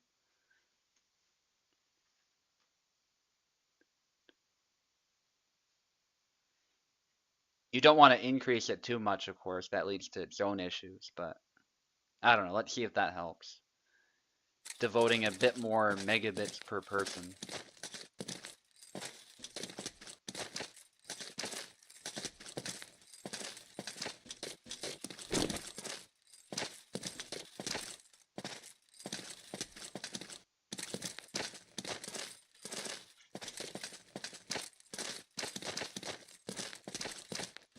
How is that? Is that a little bit better? Like, flick the long guard if you're good to go. Doesn't look like it is. Feels the same, yeah. Might want to switch it back then, Turk. It's not really helping. Switch it back to 20. Your host is fine for me, by the way, and I'm from North America as well, so I'm not sure if it's his end or if something between you is causing a hiccup. I don't know. You could try mine, yeah. It might help. Do you want to keep the same score or do you want to reset?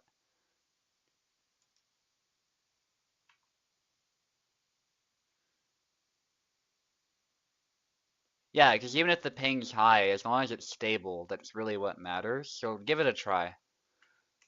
Even if it's 200, it should still...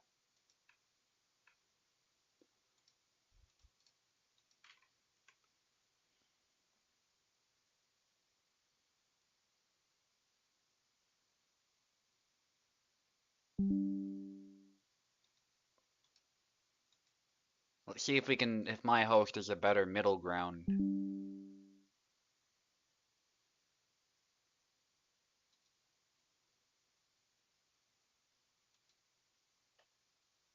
Oh, Bachelor's from Asia, actually. Okay. That explains actually a fair bit.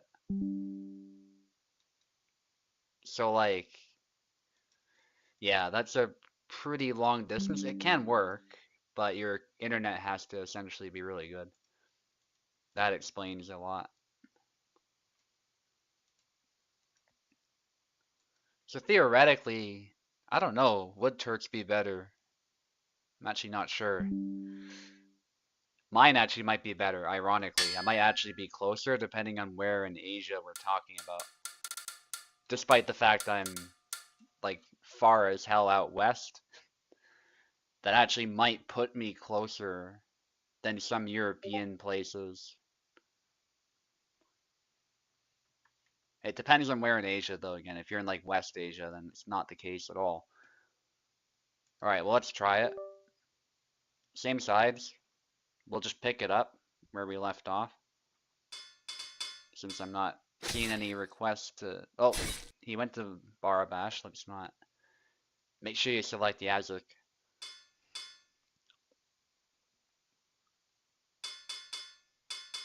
At least for this round. You can switch it up, obviously, later. Okay, and what was the score? It was like 5. 4, not 5. Alright, Basilar is 4. Yeah.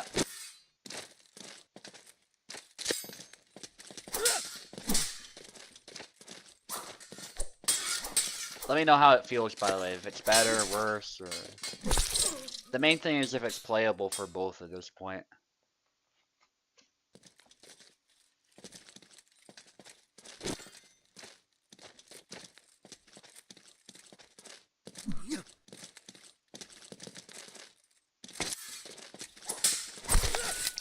There's a hit for Basilar. Basilar currently at 5-0, needs 2 more. Seems they're cool with picking it up.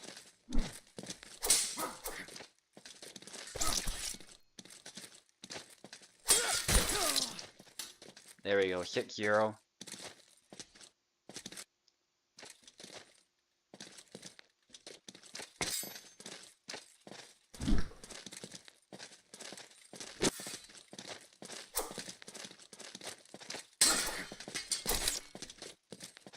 Trade there. Nice. Space is out the cut there, and that's his first flag.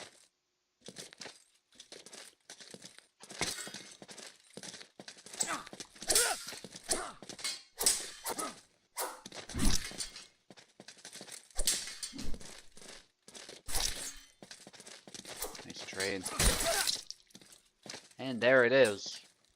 Basilar wins it.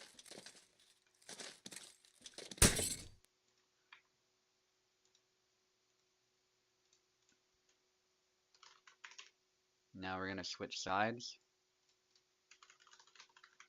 Just gonna switch the names.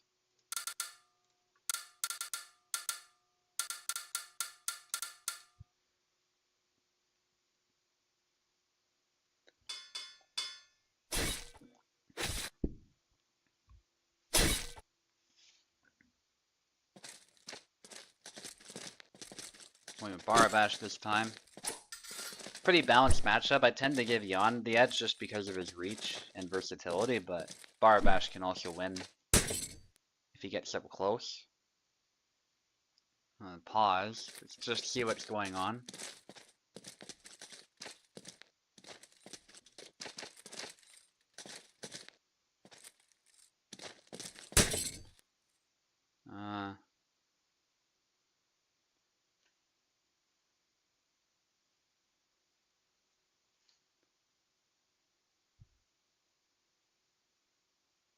It freezes.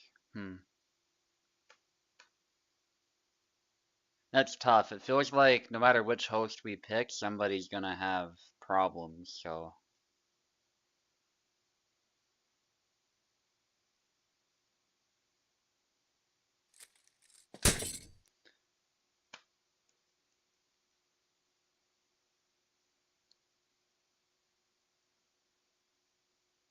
It's okay now? Yeah, we'll just let the freeze pass and then we'll continue. Sometimes it doesn't last forever, it just lasts for a little bit, so. The joys of Parsec. Unfortunately, that's just part of the package. In a perfect world, we'd have like native multiplayer, but due to technological issues, it's not a thing. And also probably Kubal's expertise too, that doesn't help. He doesn't have... His thing is animation, essentially. Like, he's very, very good at mocapping stuff and animation, and it shows in the game. And coding, not so much. I mean, don't get me wrong, he's produced an impressive project with his skills. But you can tell that he's hard-coded a lot of stuff. Not that I'm an expert on that, just that other people who are more knowledgeable have pointed that out. And especially when it comes to netcode, like, and Kubel himself will admit this, he's not knowledgeable at all when it comes to that, so that's the other hurdle we'd have to overcome. Even if we assume that it's possible and practical for a one-man team, he's also not. He doesn't have that expertise, so. And that's his words, by the way, not mine. I'm not saying that to hate on Kubel or anything like that. You can read about it over on Steam and on his website. But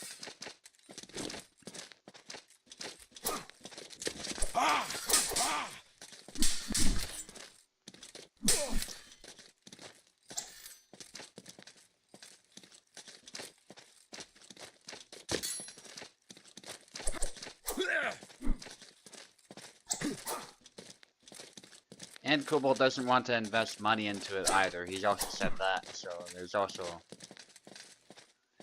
the fact that he basically doesn't care about it as well, I would say. So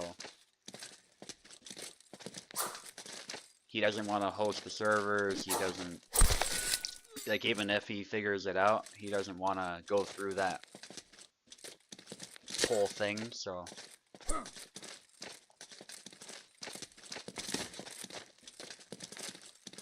but yeah, in a perfect world though, we would have it and we wouldn't have to deal with lag. Yeah, it is frustrating at times, but thankfully if the connection is stable though, typically you can just play normally and it's not a problem. But when there's a hiccup, it is pretty annoying. Anyway, back to the fight. Brim's actually doing a bit better now.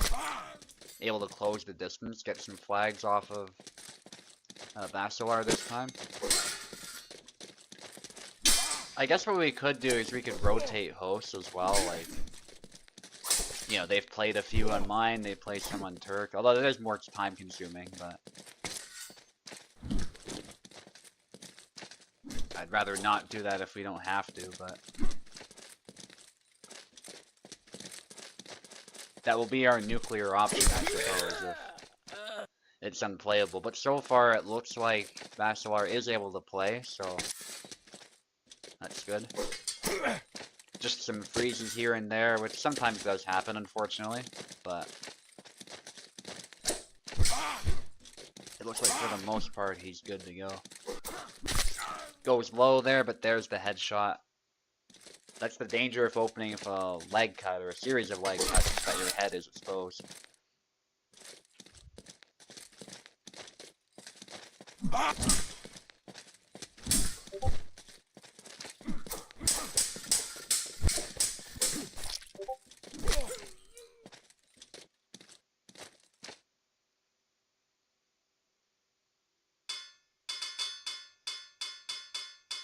Okay, we're gonna switch names in a second there. Brim got a pretty decisive win.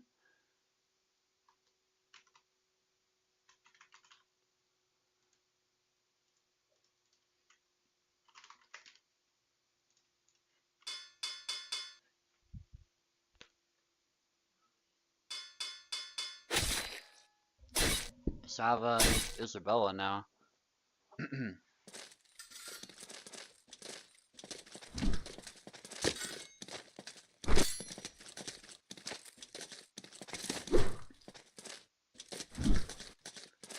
Sorry, somebody keeps messaging me on Discord. Might have to mute that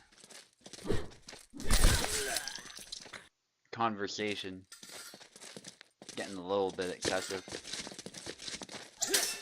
I wish Discord had more options than just that, but with the like regular chats and stuff.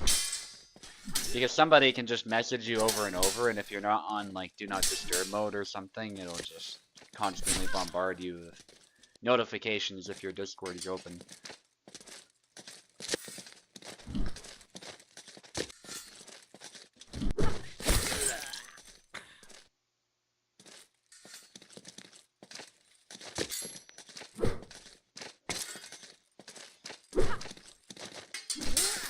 Goes low with that stab, not able to connect.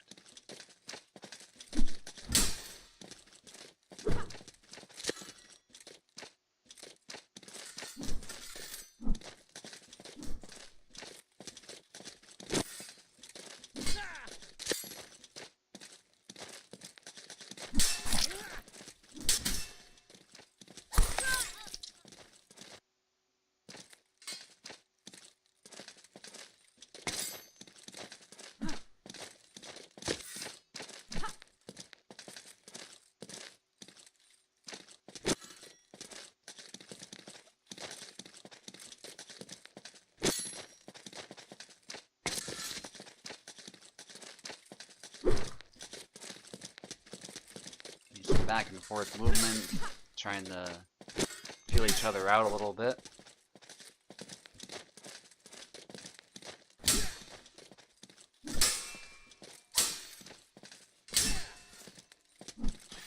This Belly's guard holds there, a nice counter. Yeah, and that low thrust doesn't hit particularly hard, and it's a little bit slow, so Isabella was able to come in and punish that.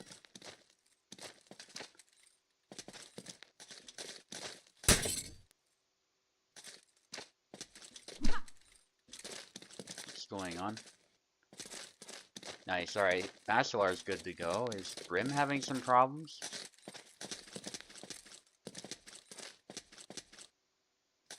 I don't know what's up with Brim.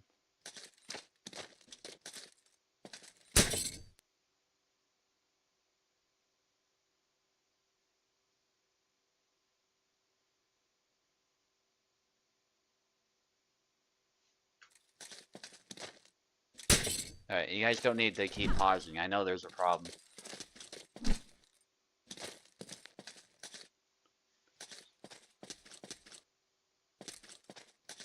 Yeah, so Basilar is still good.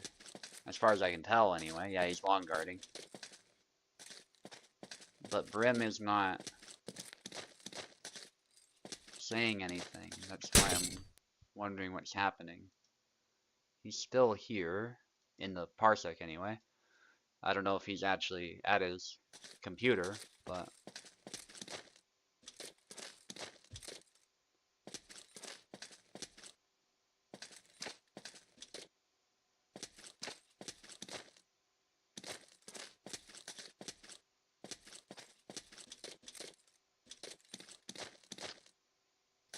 Yeah, I don't know what's happening.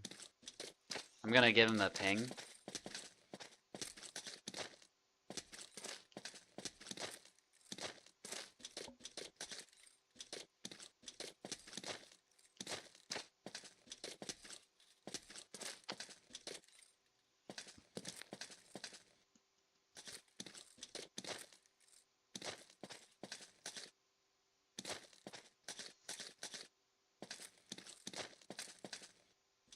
That's really weird. Like, his internet doesn't seem to have crashed. I guess he's away from his computer for some reason.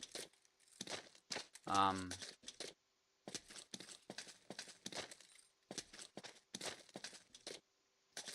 At least for me, it doesn't seem like it crashed. Did it not update and he's gone now? No. And his ping looks good, so that's... It could have crashed and it's not updating, I guess, yeah. But... Or something happened for sure. You're back. Probably just went AFK really quickly or something. Alright, well let's see if he's able to move.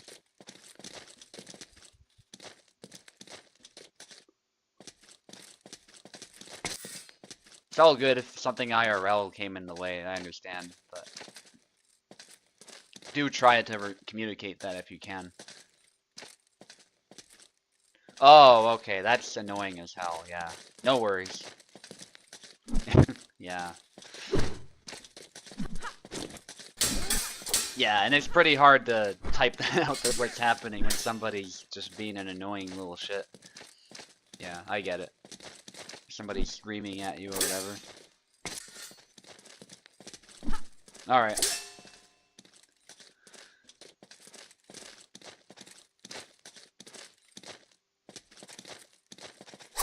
We were just wondering what was happening is all. Good cut to the leg, although he did take a hit.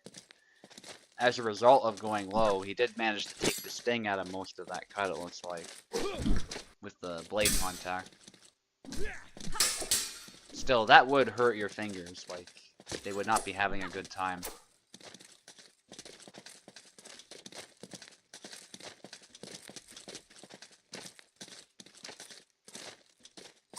Big splash hitting the floor there. I always get a kick out of that. Fainting there.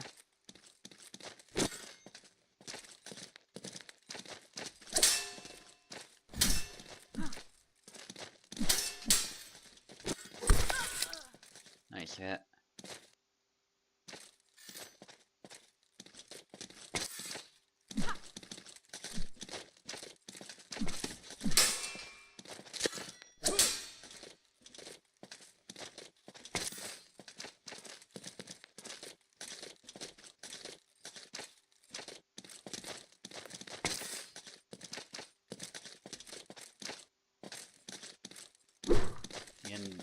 more or less feeling each other out. And a nice upcut. Brim's starting to come back. It's a double.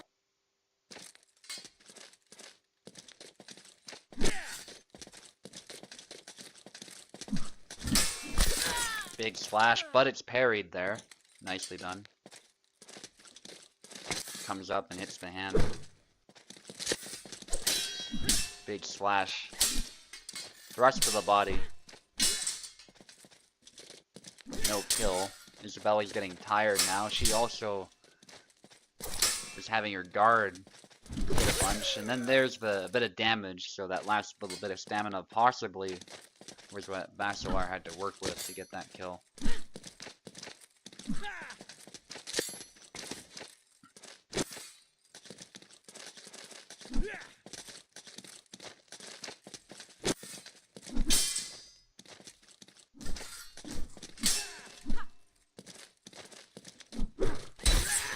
Hit to the head.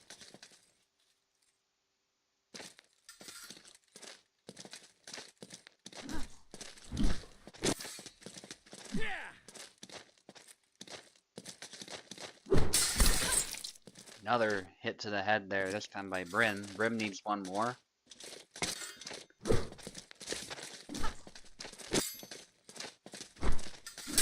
Not a whole lot to commentate here. There's more or less just a feel out phase, and then one of them goes for a headshot. And if it lands, it lands. There's a back Y. They're both still newer, so they're probably getting a feel for the game and whatnot, getting warmed up, so it's all good. Also, some people are more defensive than others. That's just is how it is. Nothing wrong with that. Brim takes it. Very close, though.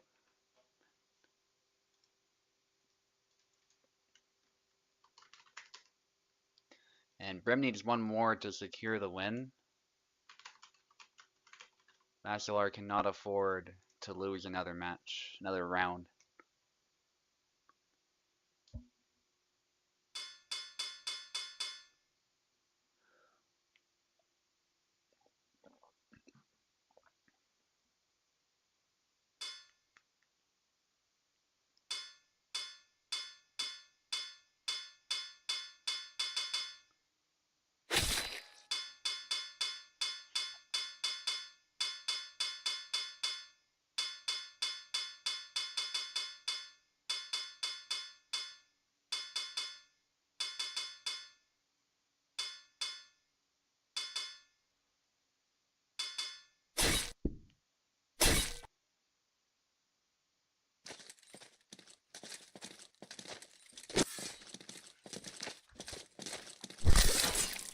Nice cut to the head there. Brim with the first flag. His Barabash has proven quite advantageous in this matchup, actually. He seems to be doing a bit better, at least in the previous round they did this matchup. He was doing a bit better at getting close, hitting the head.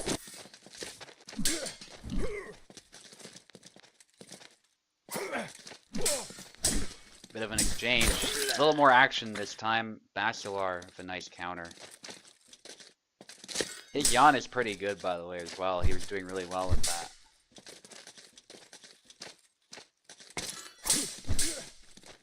Especially against the Yazuk.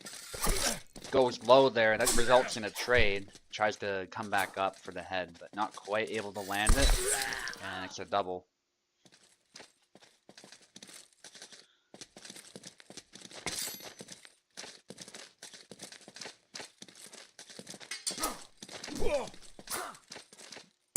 Oh, bit of a lag spike probably. Just let it pass there. Yeah, that happens sometimes. All good.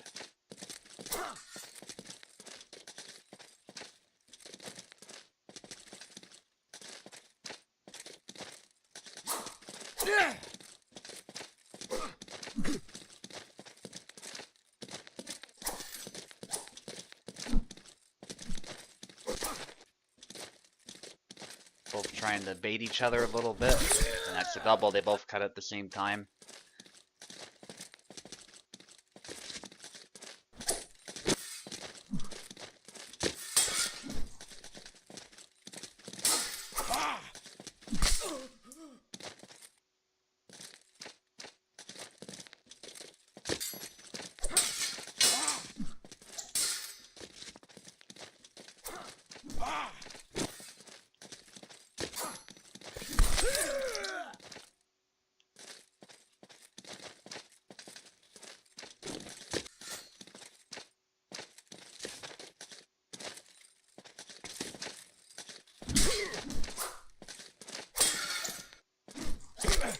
Nice upcut to the hand.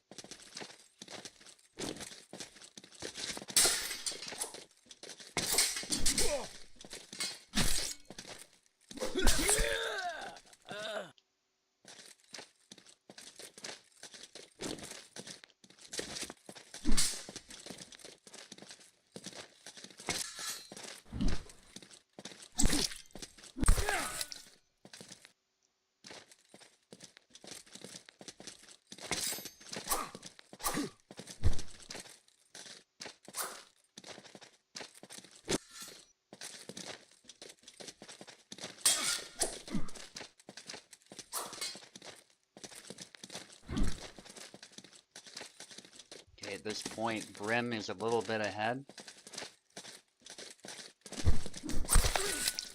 There's one more.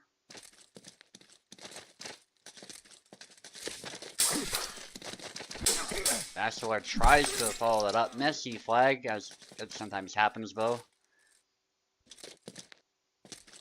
And Brim takes it.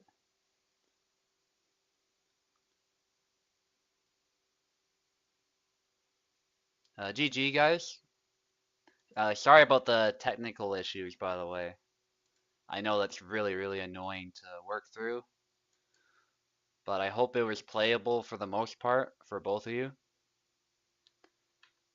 And I don't think Eternal Glory is here.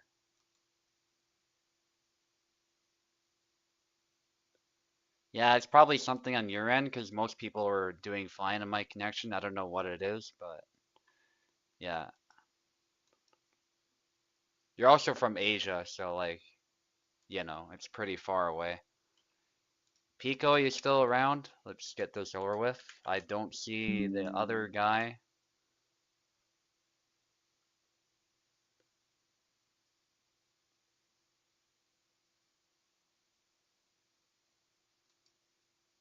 Eternal Glory, he has not shown up, so I'll just get rid of him completely on the fight card.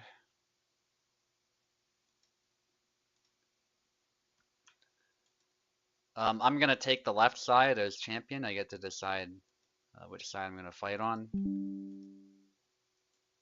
And I guess I'll take care of the announcement since nobody's here. Unless Turk wants to hop in and do it, but he doesn't have to.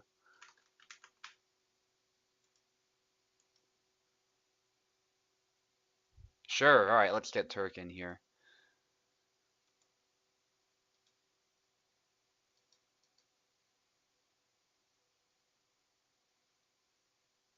I've held it for 2 weeks so far.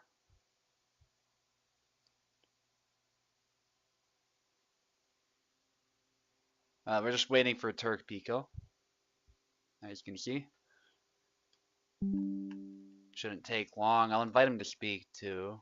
Yeah, should be able to join. And if you want to take care of commentary as well, feel free. It would be pretty silent otherwise. I don't typically talk that much during my fights. Did you get my invitation to speak? I think you have to accept it. There you go.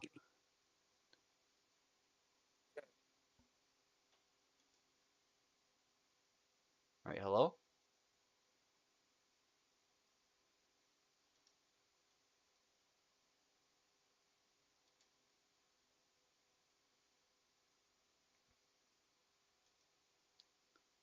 We're not hearing you if you're trying to speak.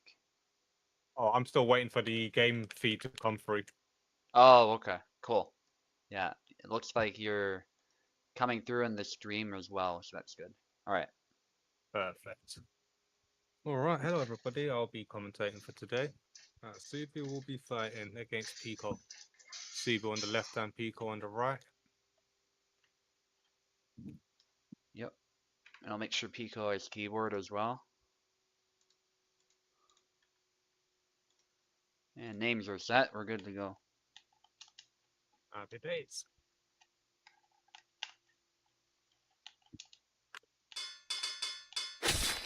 All right, let's see. Oh, yes, nice Pico with Marie and Super with Barrow. Even though I am meant to be unbiased, come on, Pico, you got this. Bring back Marie. If both players can hold long guard into the middle, so we can do an announcement. So for 2 weeks straight, our reigning champion, SUBUTAI, the Barabash King, is currently facing his new challenger, which is Picola. Pico on the right with Marie. Let's keep this nice, clean, and simple.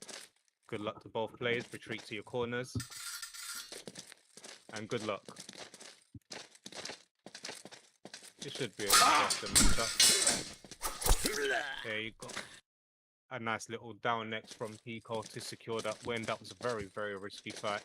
CB was very good closing in. Down forward, wildwood. Oh, you rarely see that move. Very effective against long guards. Nice side set from Pico. Unfortunately, Pico tried to lunge in, but CB got the blade beat straight to the face. CB is now starting to get his rhythm going. 2-2. Very close game.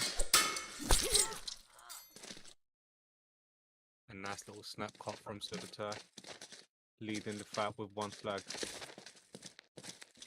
Big over couple taunts, so with Barabas. Nice exchanges, big swipes, continuing that beatdown.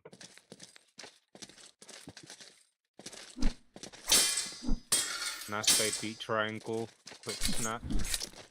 Another triangle from Pico. Sidestep, but unfortunately the sidestep wasn't enough, and Barabas was able to get the hit on the head. Another triangle from Marie, but unfortunately the recovery was too long, which allowed Barabas to get the big swipe to the head. Very quick game, one flag separating Barabas from a first set victory. Marie still needs two. Nice little exchange from both and a double. I would have expected to see a bit more doubles considering this matchup, but Barabas is taking complete control, holding that long guard, waiting for an opening. Nice little trade from both. And Marie gets the headshot. Oh, that was almost nice little cancel from Marie. Tried to get us down next, but unfortunately Barabas was just too quick with that forward wire. Now we have both players switching positions. Pico on the left and SUBUTAI on the right. Oh wait, that was too quick for me to even register. SUBUTAI as scout, and now we've got Pico as barrel. Very interesting matchup. I'm Barabash. Oh, nice. Oh shit, okay, my bad, sorry. Okay, yeah.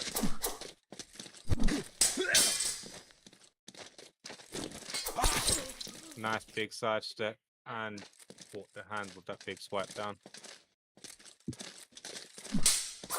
Double blade beat over there, nice exchanges, nice punch, unfortunately no follow up.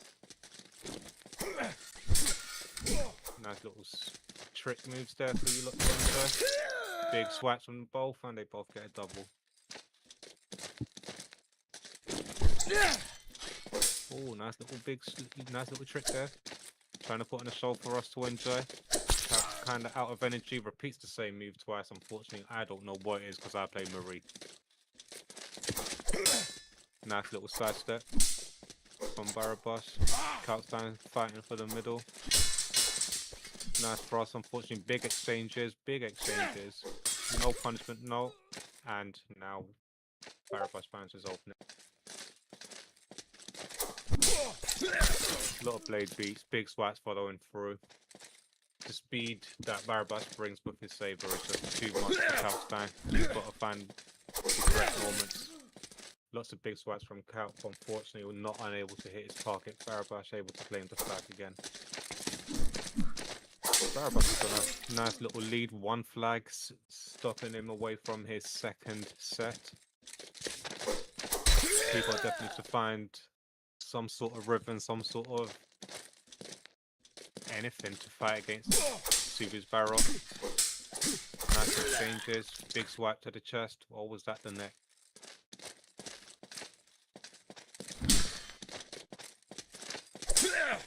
Nice exchange from both. Playing defensive both. Big swiping. Again, that same move from the last flag. Turning to be quite effective against Barabash. Unfortunately, that thrust recovery wasn't quick enough, and Barabash was able to complete that set. 2-0 to SUBUTAI. Going into the final set, Pico definitely needs to do something in order to bring this back. In order to stand a fighting chance, definitely going to need to bring a set and put some more pressure onto SUBUTAI mentally. Let's see where they go. Or Pico on the left, Pico on the right. Marie versus Barabash. This is going to be a tough game. Barabash holding it on guard, waiting for an opening from Marie. Marie being patient. Barabash trying to close the middle. Big side swipe. Both brave. Unfortunately, Barabash does get the first flag. We believe in Marie. Big sidestep. Unfortunately, the retreating cart wasn't able to get enough distance between her and Barabash, so Barabash does get the flag. Big swipes, heavy contest into the middle, blade beat away and gets the third flag. Barabash on the roll here. Blade beat from Marie. Big exchanges, retreat and back cart. That was a nice little flag for Marie. 3-1 to Barabash. Side steps, unfortunately the recovery wasn't quick enough. Quick lunge and a snap cut from Barabash. 4-1. Nice cancel, good side step from Marie. Unfortunately didn't land and Barra got his slice off. Barabash 2 flags away from completing this. Nice victory for him, 1 flag away from making it a 3-0 victory. Very impressive to see, considering Pico is one of the best Marie players there as well, so it isn't no defeat. Nice little thrust from Marie, straight into the belly.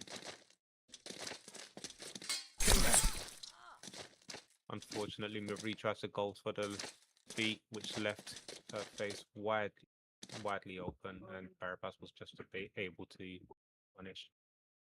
GG to both players. SUBUTAI with a insanely good easy game. win, 3-0. GG. Yeah. And to those who are wondering how to counter Marie, I hope that also, showed people like what you can do. Like I was using the chop, I was being aggressive, but not in a way where Pico could just punish my whiffs. Like every attack had a purpose, right? I'm not just throwing it because I want to get in her face. It's because I want to displace the blade. I want to counter a thrust, sidestep, hit the arm. Like there's a specific goal in mind. I'm not saying it's easy though. If you're not used to it, it's definitely tough, but yeah, hopefully that was helpful. And good games to Pico. The Calc exchange, that was pretty fun too. He was getting some nice exchanges with Calc. And good use of that snap cut. Calc is pretty strong, I would dare say.